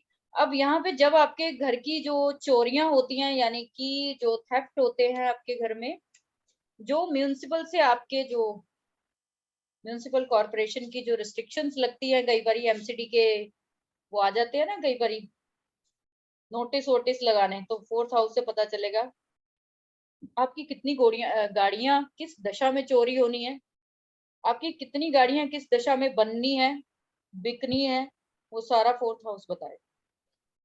आपके ऊपर कितने कंपनसेशन के केसेस होने हैं, कितने आपको घर से रिलेटेड पेनल्टीज मिलने वाली हैं, ठीक है, पनिशमेंट्स जो है वो हाउस से रिलेटेड आपको कितने मिलने वाले हैं, वो सारे बताएंगे। आप अपनी लाइफ में किस तरीके के मीन्स ऑफ ट्रांसपोर्ट, किस तरह की गाड़ियां यूज करेंगे आप जिंदगी, वो आपको 4th हाउस बताएगा।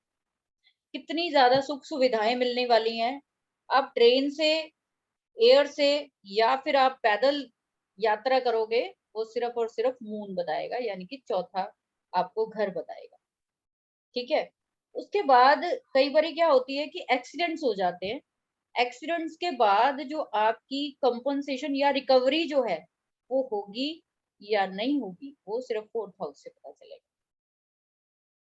जिन लोगों को हार्ट अटैक होता है, ब्लड प्रेशर बहुत हाई रहता है, ब्रेस्ट का कैंसर होता है, मेंस्ट्रुअल साइकिल में दिक्कत है, हर्निया और अपेंडिक्स वगैरह की प्रॉब्लम जिनको होती है, कई बार 4th हाउस को अगर अफ्लिक्शन में है तो एपेटाइट बंदे की बहुत खराब होती है।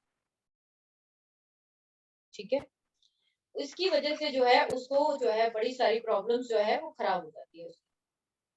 आपका जो बेबी है वो नेचुरल पैदा होगा, यानी कि आपका जो बायोलॉजिकल होगा या उसकी एडॉप्शन होगी, वो 4th हाउस बताएगा।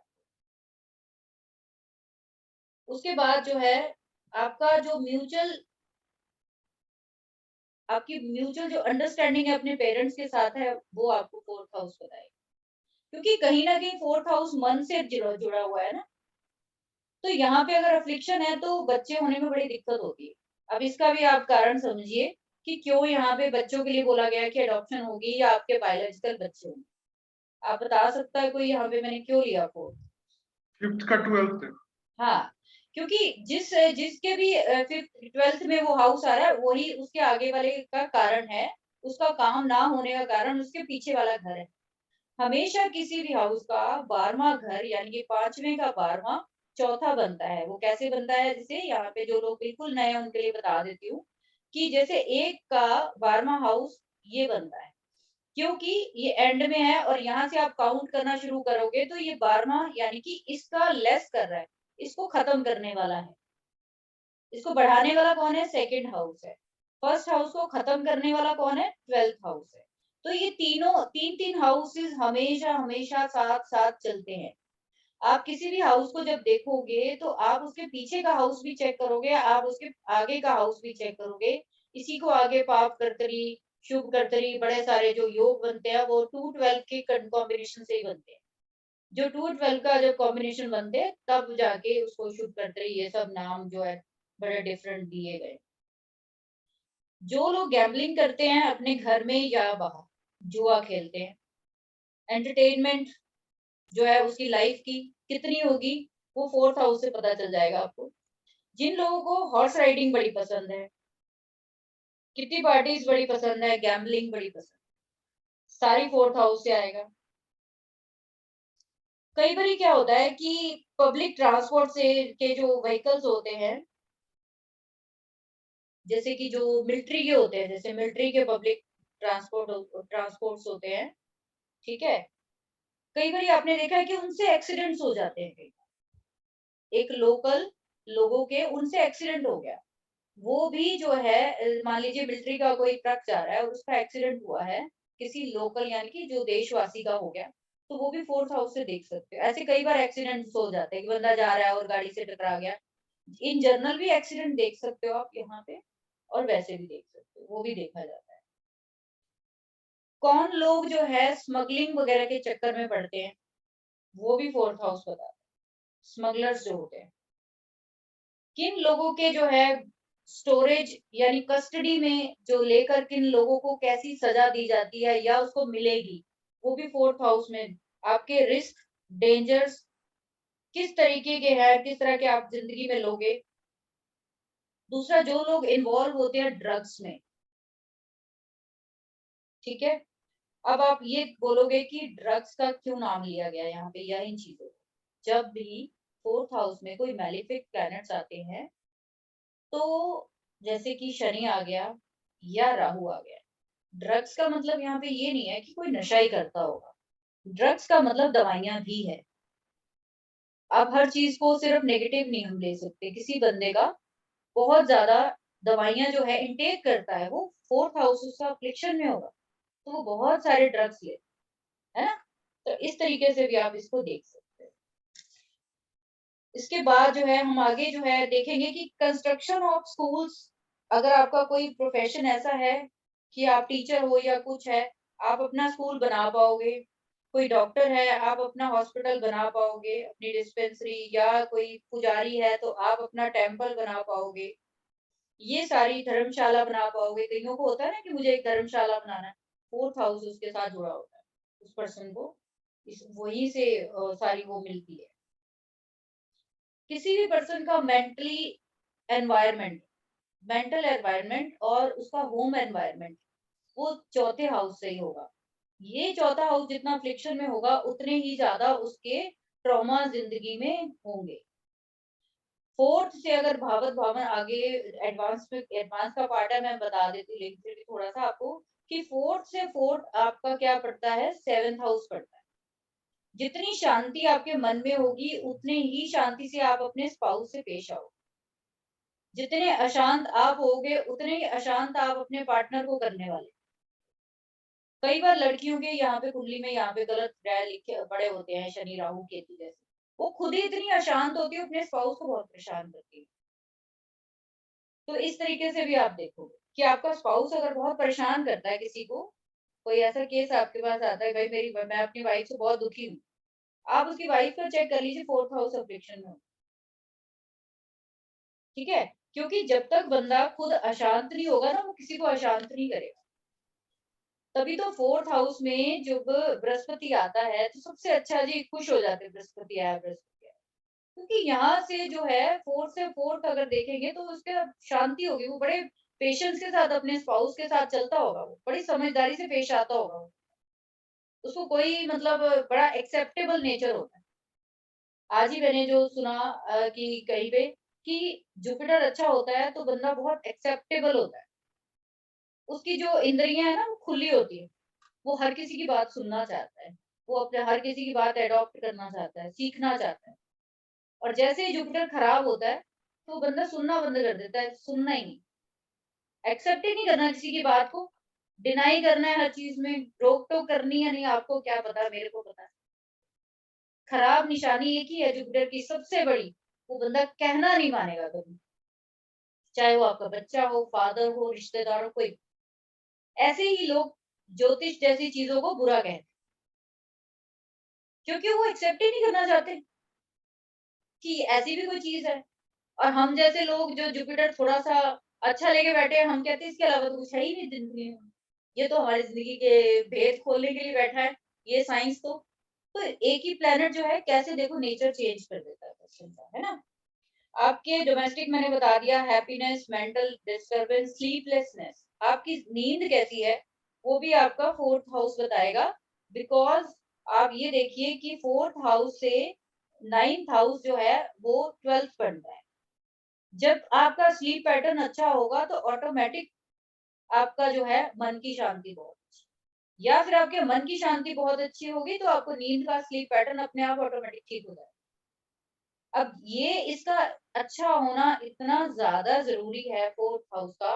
अगर ये अच्छा नहीं होगा तो पर्सन जो है घर में रहना ही नहीं चाहता, उसको जाना है बाहर। जैसे एक वीडियो मैंने बनाई थी केतु फोर्थ हाउस की, मेरे पास ऐसे लोग हैं केतु फोर्थ हाउस वाले, वो लोग अपने घर का एड्रेस ही नहीं दे के राजी किसी को, बताओ।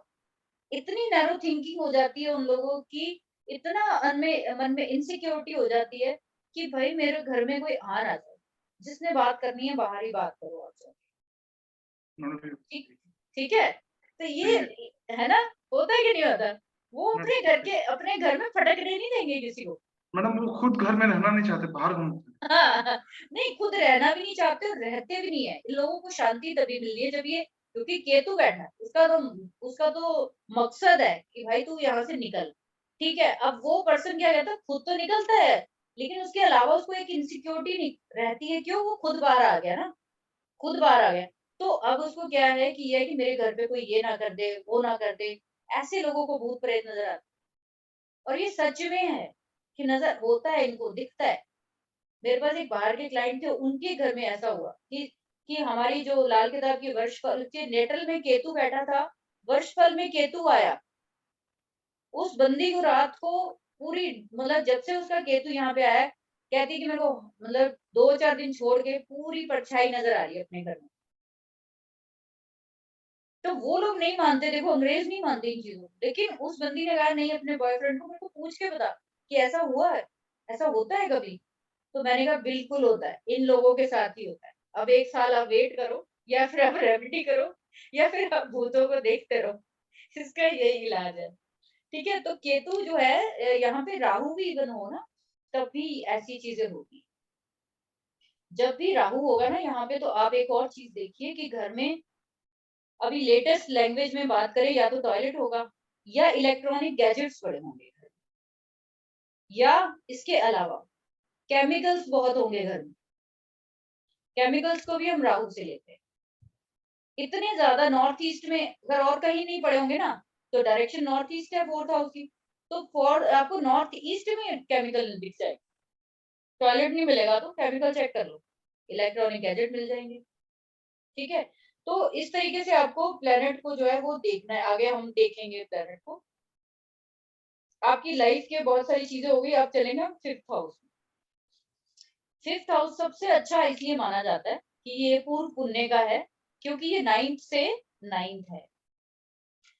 आप में से कई लोग नए हैं, जरा वो मुझे बता सकते हैं कि उनको समझ में आ रहा है, इतना लेक्चर दिया मैंने उनको। जरा कोई नया पर्सन है तो प्लीज जरा मुझे जरा हाथ खड़ा करके जरा सामने आ जाओ और मुझे जरा बताओ कि कुछ समझ में आ रहा है आनंद जी आपको। कमल जी, अभी तो हमें कुछ भी समझ नहीं आ रहा। कुछ नहीं जब समझ में आ रहा।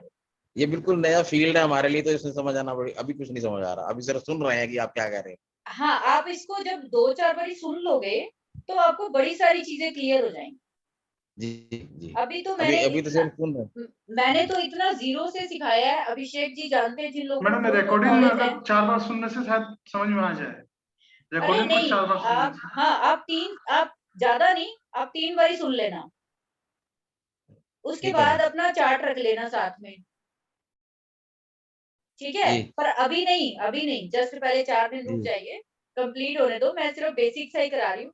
आपको इतना समझ में आ जाएगा कि कौन सा प्लेनेट जो है मेरे को खराब कर रहा है। ठीक है, ऐसा कुछ नहीं है। ठीक है जैसे मैम। कि विकास जी हमारे साथ नाड़ी के बहुत बड़े एस्ट्रोलॉजर बैठे हुए हैं इस टाइम।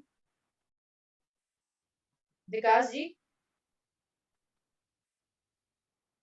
जी मैडम। आप बताइए कि इससे और ज्यादा बेसिक कुछ मैं कर सकती थी? आपकी ख्वाहिश थी कि बहुत नहीं इस बहुत तरीके से बहुत डालिए अच्छा आप। आपने बताया। कुछ चीजें तो मेरे लिए भी नहीं है। मैडम मैंने ये एक हाउस से इतना सब देख सकते हैं, वो मेरे लिए भी नहीं है। अरे मैंने क्या बोला, अभी तो मैंने उसका 30 से 40% दिया आपको, 30% दिया, अभी भी 70% होल्ड किया मैंने। क्यों किया? क्योंकि जो नए लोग हैं ना, उनके लिए इतना भारी हो जाएगा कि वो लोग कंफ्यूज हो जाएंगे बहुत ज्यादा।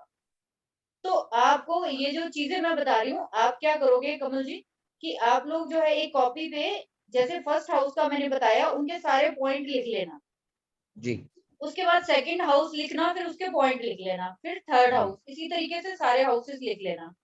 उसके बाद आपको देखना है कि आपका चंद्रमा कहाँ पे बैठा है, या आगे 9 ग्रहों की बातें होगी, अभी वो आगे होना जी है डिटेल में, बड़ी अच्छी चीजें आएंगी। जी जब आपको साफ साफ दिखना शुरू हो जाएगा कि मेरा चंद्रमा इस घर में बैठा है, और वो आप उस वहां से पॉइंट उठाना और मैच करना कि वो दिखता है आपको कि नहीं दिखता है।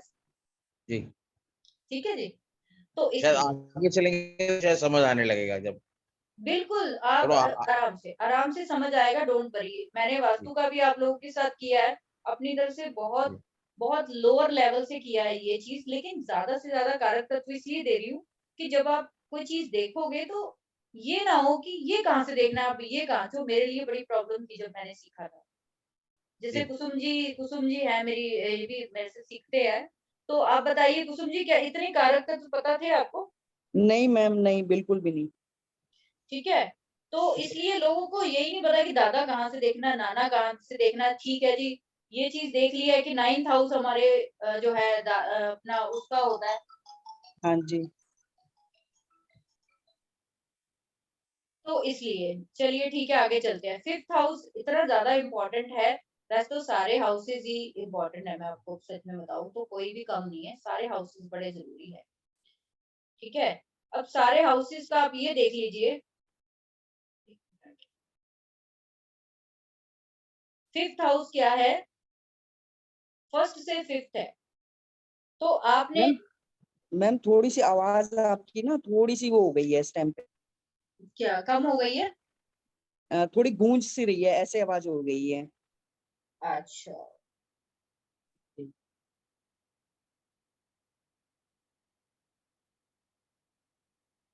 अभी ठीक है? नहीं मैम, वैसे ही है अभी भी। नहीं मैम ठीक जस्ट है, वेट, इक्वल थोड़ा सा। जस्ट वेट, मैं ना थोड़ा लोकेशन चेंज करती हूँ क्योंकि थोड़ा नेटवर्क इशू है। तो मैं थोड़ा लोकेशन चेंज करती जी हूँ क्योंकि थोड़ा नेटवर्क की प्रॉब्लम तो है ही है। जी जी जी। क्योंकि फिर ये वो बताइए रिकॉर्डिंग अभी में। कुछ हाँ जी बेटर है? ऐसी। मैम बाकी बाकी से पूछ लीजिए अगर उनको ठीक लग रहा है तो। कैसी लग रहा है अभिषेक आपको, या कहीं मैम इनकी नेटवर्क में तो नहीं, नहीं कोई दिक्कत है? ठीक है मैडम, ओके। ठीक है, चलिए ठीक है। 5th हाउस का चलेंगे हम। 5th हाउस इसलिए इम्पोर्टेंट बोला जाता है। मैं साथ साथ टाइम भी मेरे को बता दीजिए, क्योंकि 2 घंटे का ही मैंने रखा है। कितना टाइम हो गया प्लीज जरा मेरे को बता दीजिए।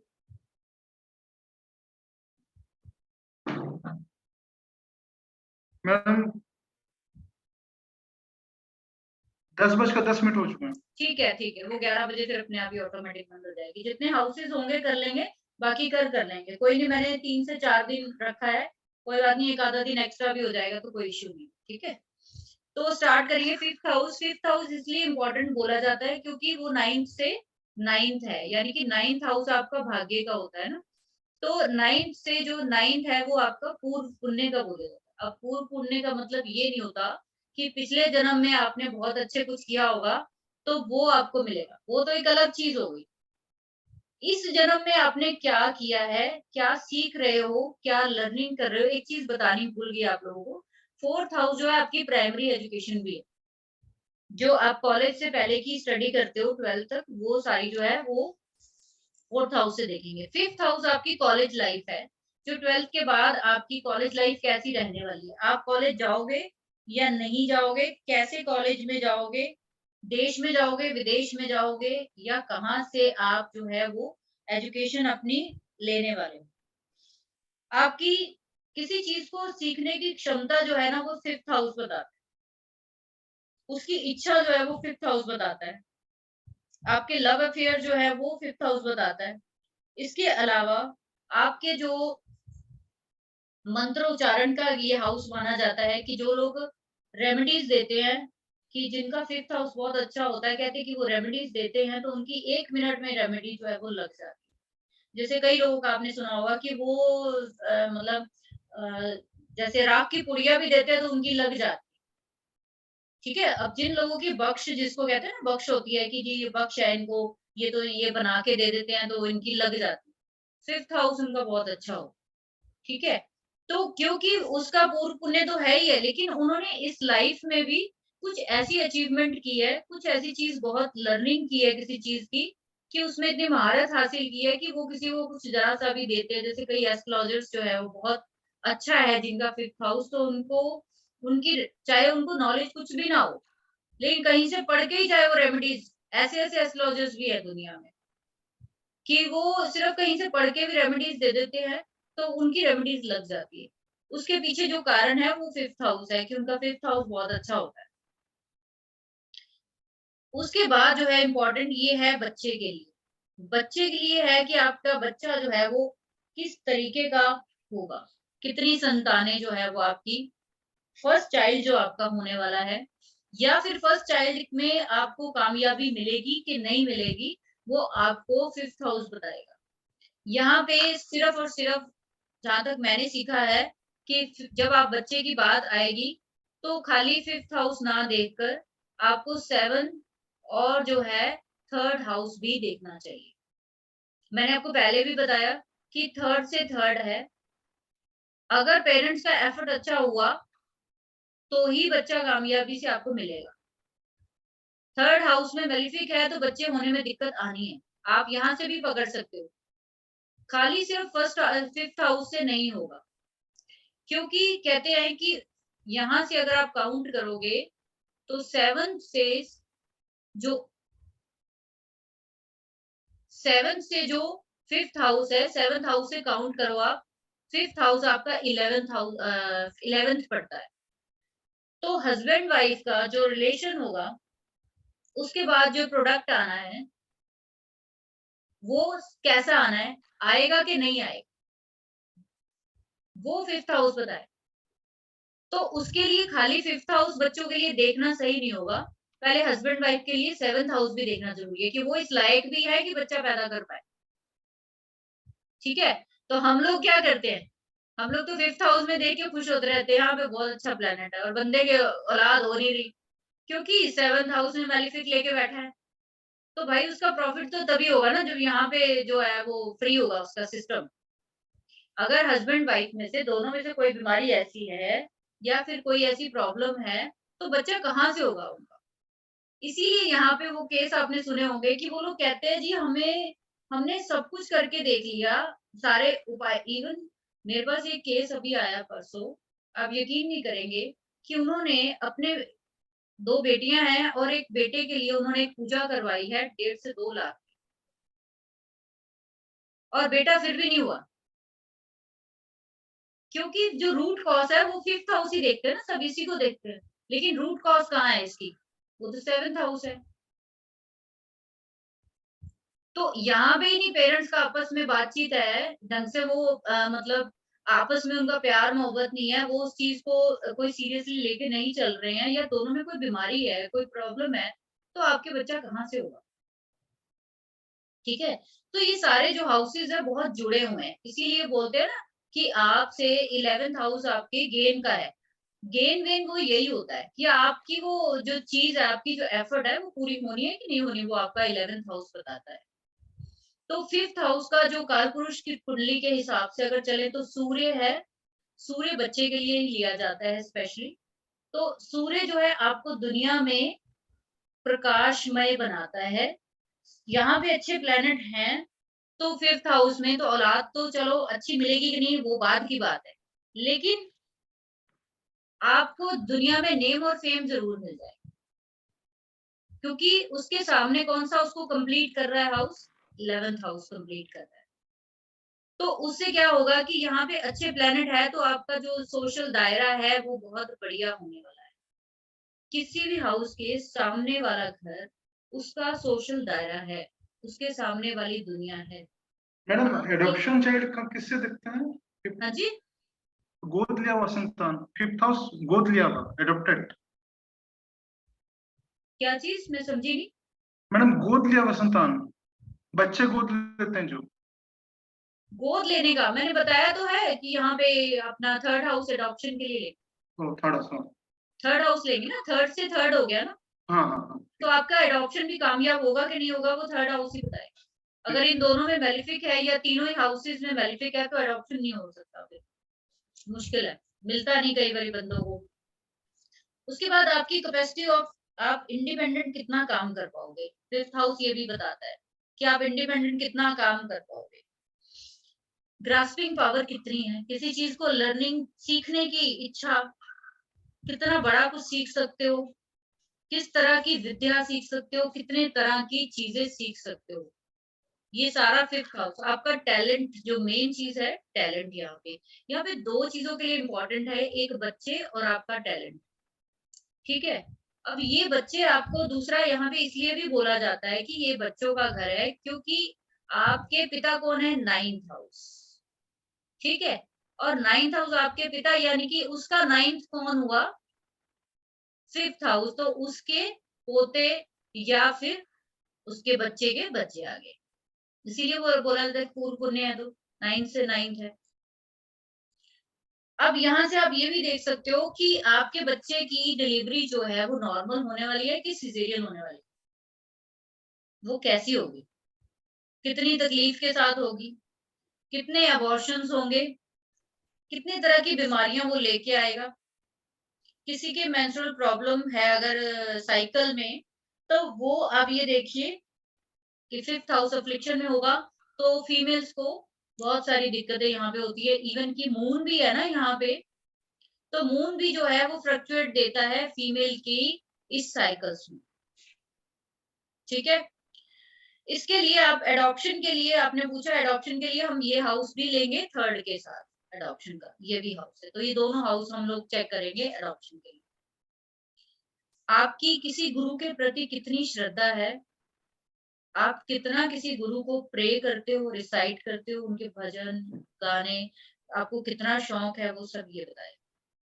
आपकी किस तरह की स्किल रहने वाली है, नॉलेज रहने वाली है, किस फील्ड में आप महारत हासिल करने वाले हो, वो सब जो है वो ये चीज फिफ्थ हाउस बताता है। आप जी कई लोगों को आपने देखा होगा कि कई लोग जो है ड्राफ्टमैन वगैरह होते हैं जो, या फिर गुरु गाइड, लोगों को गाइड करना बड़ा पसंद है। फिफ्थ हाउस में जब अच्छा प्लेनेट होता है तो जो गाइड होते हैं ना, क्योंकि हम यहाँ पे एक कारक तत्व यहाँ पे जो है गुरु को भी ले, तो यहाँ पे सूर्य के साथ गुरु का भी हो गया, तो यहाँ पे बैठे प्लैनेट जो हैं उस पर्सन को ज्ञान देने पे मजबूर कर देते हैं। उस पर्सन के पास इतना ज्ञान होता है कि वो किसी को दे सकता है और जेन्युइन होगा। ये नहीं है कि सिर्फ उसको थर्ड हाउस की तरह सिर्फ लेक्चर ही देना, नहीं, यहाँ पे उसको नॉलेज होगी, पक्की बात है, वो बिना नॉलेज की बात नहीं करे, उसने कुछ ना कुछ तो अर्जित किया हुआ है, उसको तभी ये स्किल मिली है। यहाँ पे कोई भी स्किल तभी मिलती है जब वो पर्सन उसको एडॉप्ट करता है, वरना ये ऐसे नहीं, क्योंकि पीछे से कुछ आप परमिशन लेके आए हो पास्ट लाइफ से, तो ही ज्योतिष जैसा या कोई भी ऑकल्ट साइंस का कोई भी सब्जेक्ट कोई पढ़ पाता है, तब आप उस इनर जो पावर है उसको निकाल पाते हो। जैसे केतु होता है यहाँ पे, तो बहुत ही ये लोग जो माइन्यूट लेवल पे जाके सीखते हैं, बड़ी बारीकी से सीखते हैं, उनको बहुत आदत होती है हर चीज में बाल की खाल निकालने की। केतु जहां भी होता है ना वहां पे बाल की खाल निकाल, खुद भी बाल जैसा होता है पीछे से पतला, तो उसका आदत है हर जगह पे बाल की खाल निकाल। इसीलिए यहाँ पे जब वो केतु हो जाएगा तो सूर्य यहाँ पे होता है, तो कंफर्म होता है वो अच्छा एस्ट्रोलॉजर बनेगा, क्योंकि वो पीछे से लेके आया वो चीज। ठीक है, तो वो देगा ना किसी को प्रेडिक्शन एकदम से, तो बस उससे कंप्लीट होगी। इसके बाद आपके सेकंड ब्रदर, एक तो आपके यहाँ पे फर्स्ट ब्रदर वगैरह सिस्टर आपको पता चल गया, जो आपका फर्स्ट ब्रदर सिस्टर होगा वो थर्ड से देखेंगे। आपका सेकंड ब्रदर सिस्टर आपको देखना है ना, वो आप यहाँ से देख सकते। ठीक है, उसके आगे आपके ब्रदर सिस्टर कोई और है, उससे आगे 3 घर चले जाओ। इस तरीके से आप ये चीजें निकालोगे। इसके बाद आ जाएंगे हम 6th हाउस में। 6th हाउस लिखा हुआ है एनिमीज का, रोग ऋण शत्रु। सबसे फेमस नाम है रोग ऋण शत्रु। अब ये देखिए कि रोग ऋण शत्रु से यहाँ पे क्यों बोला गया है, क्योंकि जैसे मैंने कल आपको चेन जोड़ के बताई थी कि ये फर्स्ट हाउस आप हो, पैदा हुए, उसके बाद फैमिली मिली, उसके बाद आपने एफर्ट किया, चलना फिरना शुरू किया, हिम्मत करके आप चलने लगे, अपने पैरों पे आए। उसके बाद आपने पढ़ाई की, छोटी मोटी, फिर बड़ी पढ़ाई की। जब बड़ी पढ़ाई की तो फिर क्या हुआ, बाहर निकले समाज में काम के लिए। अब जब आप समाज में काम के लिए निकलोगे तो मुश्किलें आएंगी कि नहीं आएंगी? आएंगी। जब आप लोगों के बीच में जाएंगे तो बहुत सारे लोग आपके दोस्त बनेंगे, बहुत सारे आपके दुश्मन बनेंगे, दोनों तरह के लोग होंगे। यहाँ पे अगर शत्रु बताया गया तो खाली सिर्फ आपको शत्रु ही थोड़ी मिलने वाले हैं, दोस्त भी मिलते हैं आपको, हेल्पर भी तो मिलते हैं ना। मैंने कल जैसे बताया कि यही हाउस वकील भी बनाता है और यही हाउस बंदे को लिटिगेशन में भी डालता है। तो इट मीन्स कि आपके प्लेनेट कैसे है, आपकी राशि कैसी है, वो बताएगी यहाँ पे क्या क्या करने वाले। 6th हाउस जो है 7 से 12th है, ये और भी ज्यादा इंपॉर्टेंट हो जाता है 7th हाउस के लिए। किसी की भी मैरिड लाइफ में अगर दिक्कत है तो वो सिर्फ और सिर्फ सबसे पहले 6th हाउस चेक करे। 6th हाउस में क्या हलचल हो रही है, आपका जो स्पाउस है वो आपको कितना प्यार करेगा, आपसे कितनी दुश्मनी रखेगा, आपके लिए वो जो कितनी जो है षड्यंत्र रचेगा, या आप अपने स्पाउस के लिए कितने षड्यंत्र रचो। हस्बैंड वाइफ में लिटिगेशन, डिवोर्स, ये सब होगा नहीं होगा, 6th हाउस से पता चल जाएगा आपको। जिंदगी में आपकी कितनी जीत होने वाली है, कितनी हार होने वाली है, कितना कर्जा होने वाला है, ठीक है। और जो है कई बार जो है ये वाला घर जो है वो पेट्स के लिए भी देखा जाता है। अगर किसी के घर में पेट्स की बहुत मौत होती है तो 6th हाउस अफ्लिक्शन में लाल किताब में हम लोग यहाँ पे जो कोई भी प्लेनेट होता है तो हम उसका जानवर रखवाने को बोलते हैं कि आप घर में जानवर रखिए। ज्यादातर जो डॉग वगैरह हम लोग रखवाते हैं, तो 6th हाउस से रिलेटेड चीजें जो है वो खराब हो रही होती है तो उसको जानवर रखने को बोला जाता है। आपके एसेट वगैरह के जो नुकसान होते हैं एक्सीडेंटली, वो भी जो है यहाँ से देखेंगे आप, ठीक है। आप किसी भी बीमारी का भी घर है ना, आपको इलाज, डॉक्टर अच्छा मिलना है कि नहीं मिलना, वो आपको यहाँ से पता चलेगा। जो लोग डॉक्टर बनना चाहते हैं उनका 6th हाउस अच्छा होना बड़ा जरूरी है, नहीं तो वो डॉक्टर नहीं बन पाएंगे। 6th हाउस बहुत अच्छा होता है और तब जाके वो बंदा जो है वो डॉक्टर अच्छा बन पाता है, ठीक है। अब उसका कारण क्या है बता दीजिए, यहाँ पे वो कारण ये है, बता दूं कि 6th में बैठा हुआ प्लेनेट अपना रिफ्लेक्शन जो है वो 12th हाउस में डालेगा। तो 12th हाउस क्या है, आपकी जो अंतिम श्वास है वो है, आपकी जो किसी के प्राण बचाने, यहाँ पे बैठा हुआ प्लेनेट बताएगा कि उसके प्राण बचेंगे, आप बचा पाओगे कि नहीं बचा पाओगे, कितने लोगों के बचा पाओगे। तो वो डॉक्टर ही बचाता है, वो इसीलिए क्योंकि ये हॉस्पिटल का घर है। इसके बाद बहुत सारी चीजें हैं, मैं ज्यादा 6th हाउस में नहीं जाऊंगी, आगे चलेंगे 7th हाउस में। 7th हाउस में आप ये देखिए कि सबसे ज्यादा ये हाउस होता है स्पाउस के लिए, वाइफ के लिए, फ्रेंड्स के लिए और पार्टनरशिप के लिए। लेकिन इसके अलावा ये आपके सामने वाली दुनिया है, आपके लगन के सामने का घर है, आपके सामने आपको समाज कैसा मिलने वाला, आपका जो बिहेवियर है आपके समाज का आपके प्रति कैसे होने वाला है, आपका जो पूरी दुनिया में रुतबा है वो कैसा होने वाला है, वो 7th हाउस बताए। 7th हाउस में राहु होता है तो ऐसे बंदों का सोशल प्लेटफॉर्म बहुत हाई प्रोफाइल होता है, आप चेक करिए। सो अगर यहाँ पे केतु है तो उनका कुछ भी दायरा नहीं होगा, बहुत नैरो। वो पर्सन सामने आके फेस टू फेस बात ही नहीं कर सकता किसी से। मैरिड लाइफ में प्रॉब्लम होता है, क्या चीज? मैरिड लाइफ में प्रॉब्लम होता है राहु केतु की वजह वो तो से। राहु, वो तो अलग चीज हो गया ना, मैरिड लाइफ का तो एक एस्पेक्ट होगा ही, वो तो करेगा ही, 7th हाउस को डैमेज किया। लेकिन इसका एक पॉजिटिव इफेक्ट बता रही हूँ आपको कि राहु यहाँ पे है तो सोशल एटमॉस्फेयर बड़ा तगड़ा होगा उस बंदे का प्लेटफॉर्म, क्योंकि वो सामने वाली दुनिया है, वहां राहु बैठा है, मुखौटा पहन के बैठे हो आप, बाहर की दुनिया में कुछ और हो और सामने की दुनिया में कुछ और हो। मैरिड लाइफ में यहाँ पे क्यों दिक्कत आती है, क्योंकि यहाँ पे शुक्र जैसा प्लेनेट जो सुख भोगने के लिए आया दिया गया है यहाँ पे, वहां पे आपने एक क्या राक्षस को बिठा दिया जो मुखौटा धारण करके बैठा है। आपका जो स्पाउस होगा वो ऊपर से कुछ होगा, अंदर से कुछ और होगा। इसलिए मैरिड लाइफ में प्रॉब्लम आती है जब राहु होता है 7th। केतु होता है तो आप अपने पार्टनर के पास ही नहीं जाना चाहते।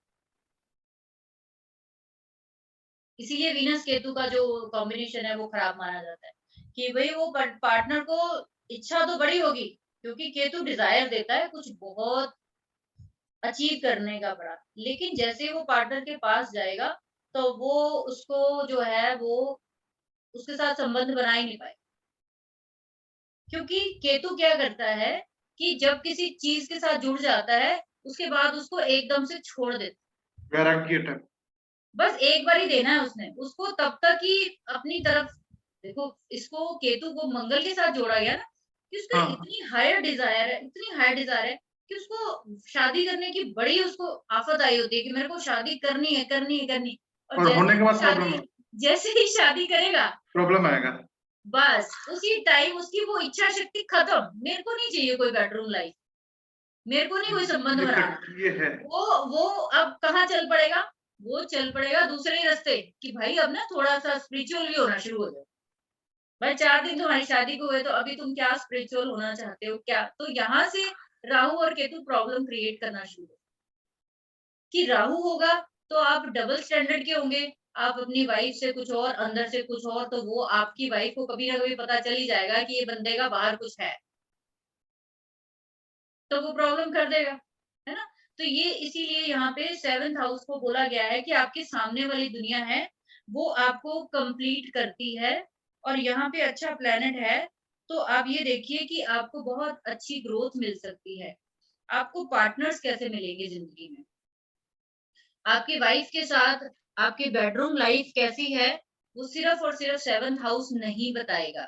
ये अंदर के प्रेडिक्शन के सीक्रेट्स है जो आगे आप एडवांस में सीखोगे। इतनी अच्छी चीजें हैं जो हमें नहीं पता है, जो हम लोग सिर्फ और सिर्फ 7th हाउस को स्पाउस का लेके बैठे हैं। नहीं, 7th हाउस यानी कि आपको बेडरूम लाइफ अपनी देखनी है तो 12th हाउस में जाना 12th पड़ेगा। हाउस। किसी की शादी में दिक्कत है तो 7th हाउस तो एक लैंडमार्क हाउस है, लेकिन उसके पीछे काम कौन सा घर कर रहा है, वो 12th हाउस कर रहा है। बंदा बेडरूम में ही नहीं जाना चाहता, वीनस केतु वाले बेडरूम तो पहुंचते ही नहीं, वो जाते ही वहां पे दंगा फसाद हो जाएगा या कुछ हो जाएगा, वो जाना ही नहीं चाहते। वो वहीं से कहने का मतलब ये है कि आप किसी की मैरिड लाइफ को बारे में खोलना चाहते हो ना, भेद बड़ा आसान, उसके 12th हाउस में चले जाओ, वहां जो प्लेनेट बैठा है ना वो बता देगा ये बंदा क्या कर रहे हैं ये लोग। मैडम मेरे पास एक चार्ट है, हम्म। सिंह लग्न की कुंडली है हाँ। और 12th हाउस में जुपिटर, वेनस और केतु और समथिंग एक कोई मून। अब बताओ। वही है जो आप बोल रहे हैं। हाँ, वो बंदा बेडरूम में जाना ही नहीं चाहता। वो कहेगा मेरे को तो भैया आज मंत्र जाप करना है, मेरे को तो आज व्रत रखा हुआ है मैंने तो फास्ट रखा हुआ है। तो प्रॉब्लम कहाँ पे आ रही है? हम तो यही में ढूंढते रह जाएंगे। आमतौर पे लोग कहाँ ढूंढेंगे? 7th हाउस में राहु बैठा, अरे 7th में राहु तो जो करेगा करेगा, पहले बेडरूम तक पहुंचने तो दो उसको।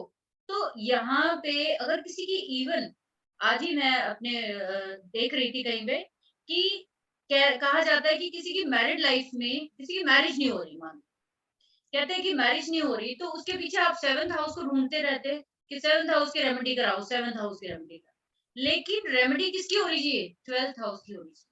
12th हाउस आपका दिमाग है, आपके दिमाग का लेफ्ट साइड है, इमोशनल पार्ट है आपका। आप जब तक इसको क्लीन नहीं ना करोगे, यहाँ पे इस इमोशनल पार्ट को क्लीन नहीं करोगे, आप किसी को बेडरूम में आने नहीं दोगे। आप किसी के साथ भी आसानी से, वैसे भी हम लोग बड़े चूज़ी होते हैं, हम लाइफ में एक ही पार्टनर चूज़ करते हैं, उसी के साथ हम लोग अच्छा या बुरा समय निकालते हैं। अब ये देखो कि किसी की भी मैरिड लाइफ में दिक्कत है, उसको बोलो भाई 12th हाउस को क्लीन करो, यहाँ पे ऑटोमेटिक ठीक हो जाएगा। क्योंकि यहाँ से आप ये देखो कि 6 और 8 की टक्कर होती है। अगर यहाँ पे 7th में भी प्लैनेट बैठे हैं, 12th में भी प्लैनेट बैठे हैं, तो आप चेक कर लीजिए 6-8 की टक्कर हो रही है इन प्लैनेट्स में। और अगर कहीं, तो फिर ऐसे बंदे क्या होते हैं कि आपस में उनका रिलेशनशिप इतना खराब होता है। अच्छा, यहाँ पे आप ना इस चीज़ को ऐसे भी ले सकते हो कि बिज़नेस पार्टनर्स 2 जैसे हैं, तो 2 बिज़नेस पार्टनर जो है आपस में उनकी ठन ठन जाती है। वो भी कहीं न कहीं इसी वजह से होता है। अच्छा, लाल किताब में एक बड़ा अच्छा कॉन्सेप्ट है, 12th हाउस को बोला गया है पागल खाना, दवा खाना या फिर जेल खाना। यहाँ पे उसकी वर्डिंग नहीं समझे लोग। बुकिश लैंग्वेज में पढ़ा-पढ़ा के उसका पागल कर रखा है लोगों ने। जे तुम्हारे घर के पास जेल होगी, फलानी होगी, ढिमकानी होगी। अरे यार, वो तो बात की बात है। पहले तो आपके दिमाग में जेल है भाई। तुम खुद फँसे बैठे हो किसी जेल में।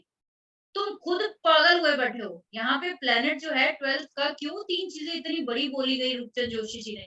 क्यों बोला कि 12th में पागल खाना, जेल खाना? क्योंकि आप 12th हाउस में कैद हो भाई। आप यहाँ पे फ्री करो अपने आप। और लोग तो अपने आस-पास की लोकेशन चेक कर रहे हैं, बता रहे हैं भाई तेरे आस-पास है क्या? है क्या? उसकी वर्डिंग के मीनिंग पे नहीं गए। कितनी बड़ी उन्होंने एक छोटी-सी लाइन में बता दिया कि आपको अपनी इमोशनल जो यहाँ पे क्लींजिंग करोगे, जो भी प्लैनेट यहाँ बैठा है या राशि बैठी है, जो आपकी मैरिड लाइफ को डिस्टर्ब कर रही है, आप उसकी डोनेशन करनी शुरू कर दो। लाल किताब के इतने अच्छे-अच्छे रेमेडीज़ हैं जो बिना किसी चार्ट के आप यूज़ कर सकते हो, कोई दिक्कत ही नहीं है उसमें। तो इसलिए बोला गया है कि क्यों बोला गया है 12th हाउस में, क्योंकि भाई यहाँ पे जब हस्बैंड वाइफ में पंगा होगा ना, तो वो बंदा पागल हो रखा होगा। जब क्लेश होगा ना, तो केस कहाँ जाएगा? जेल खाने में जाएगा। एक आधा जाएगा जेल में, डिस्प्यूट होगा, समझ में आई ना?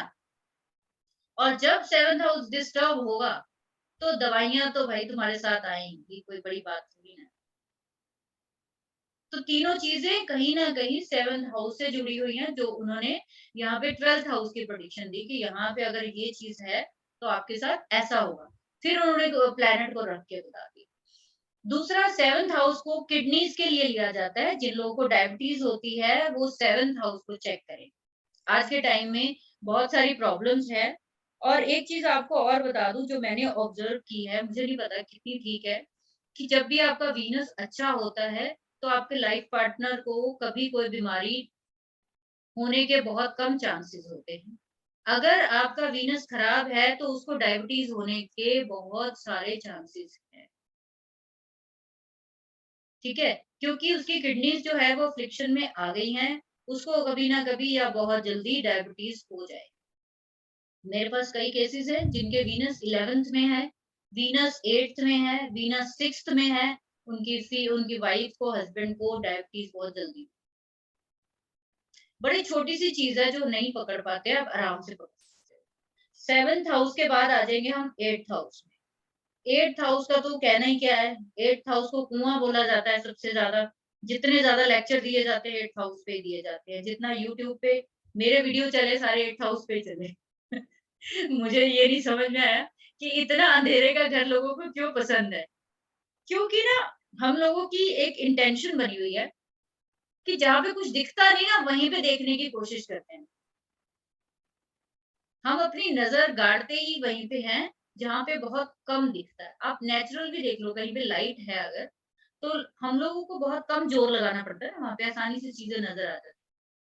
और यहाँ पे 8th हाउस में अंधेरा होने की वजह से क्या होता है कि आपको बहुत ज़ोर लगता है, आपकी बड़ी क्यूरियोसिटी हो जाती है कि अंदर है क्या? मैं बड़े ध्यान से देखूँ तो सही।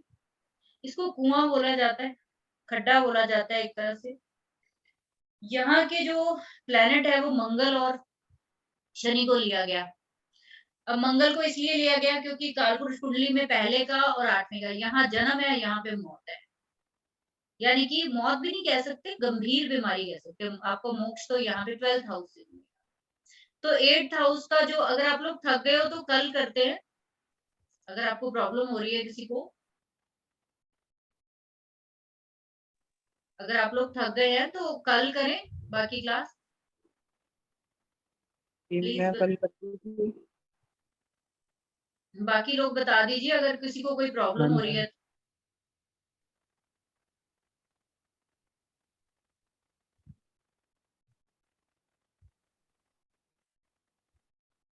चलूं आगे या फिर बाकी हाउसेस कल करें 8 से 12?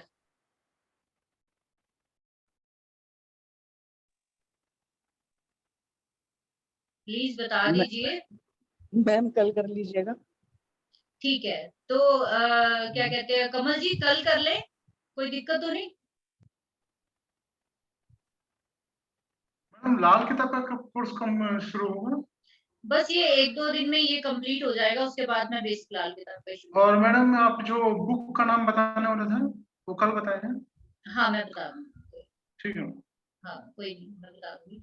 तो अब कल करें फिर 7 से 12 तक, ठीक है मैम, कल कर लेंगे। है ना? जी तो आप जी। लोग फिर आप यहाँ तक के नोट्स प्लीज बना लीजिए, और जो है ताकि आपको आपके हाथ में रहे। उसका फायदा ये होगा, नोट्स जरूर बनाइए। आपका 3rd हाउस एक्टिव होता है उससे। आप जब लिखते हो तो तीसरा घर एक्टिव होता है, आप में जो करने की हिम्मत है वो बढ़ जाती है कोई चीज को। तो जैसे ही आपको कोई चीज लिखने को मिलती है, फटाफट लिखना शुरू कीजिए। उससे केतु बहुत अच्छा होता है। जितना अच्छा लिखेंगे आप जितना ज्यादा लिखोगे उतना केतु अच्छा होगा। आपको और अच्छे से आपको सीखना है, तो लिखने की जी आदत जरूर डालिए। बिना लिखे नहीं जी। कि मैंने लेक्चर दे दिया आप चले गए अपने घर, चलो, लेकिन लिखना बहुत जरूरी है। ठीक है ओके जी, मैम। चलिए ठीक जी। है, thank you. Okay ma'am, thank you कल मैम। करते हैं फिर।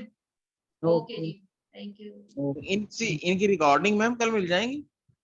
हाँ जी हाँ जी, मैं अभी डाल दूंगी। ठीक है, थैंक यू। आप जिन्होंने जिन्होंने पे किया ना, उनका एक अलग ग्रुप बना रही हूँ मैं, तो ठीक, उनको मैं रिकॉर्डिंग जो है सेंड कर दूंगी, वो ग्रुप में नहीं डाल। Thank you. ठीक है जी, चलिए good night, thank you thank all of you. Thank okay okay.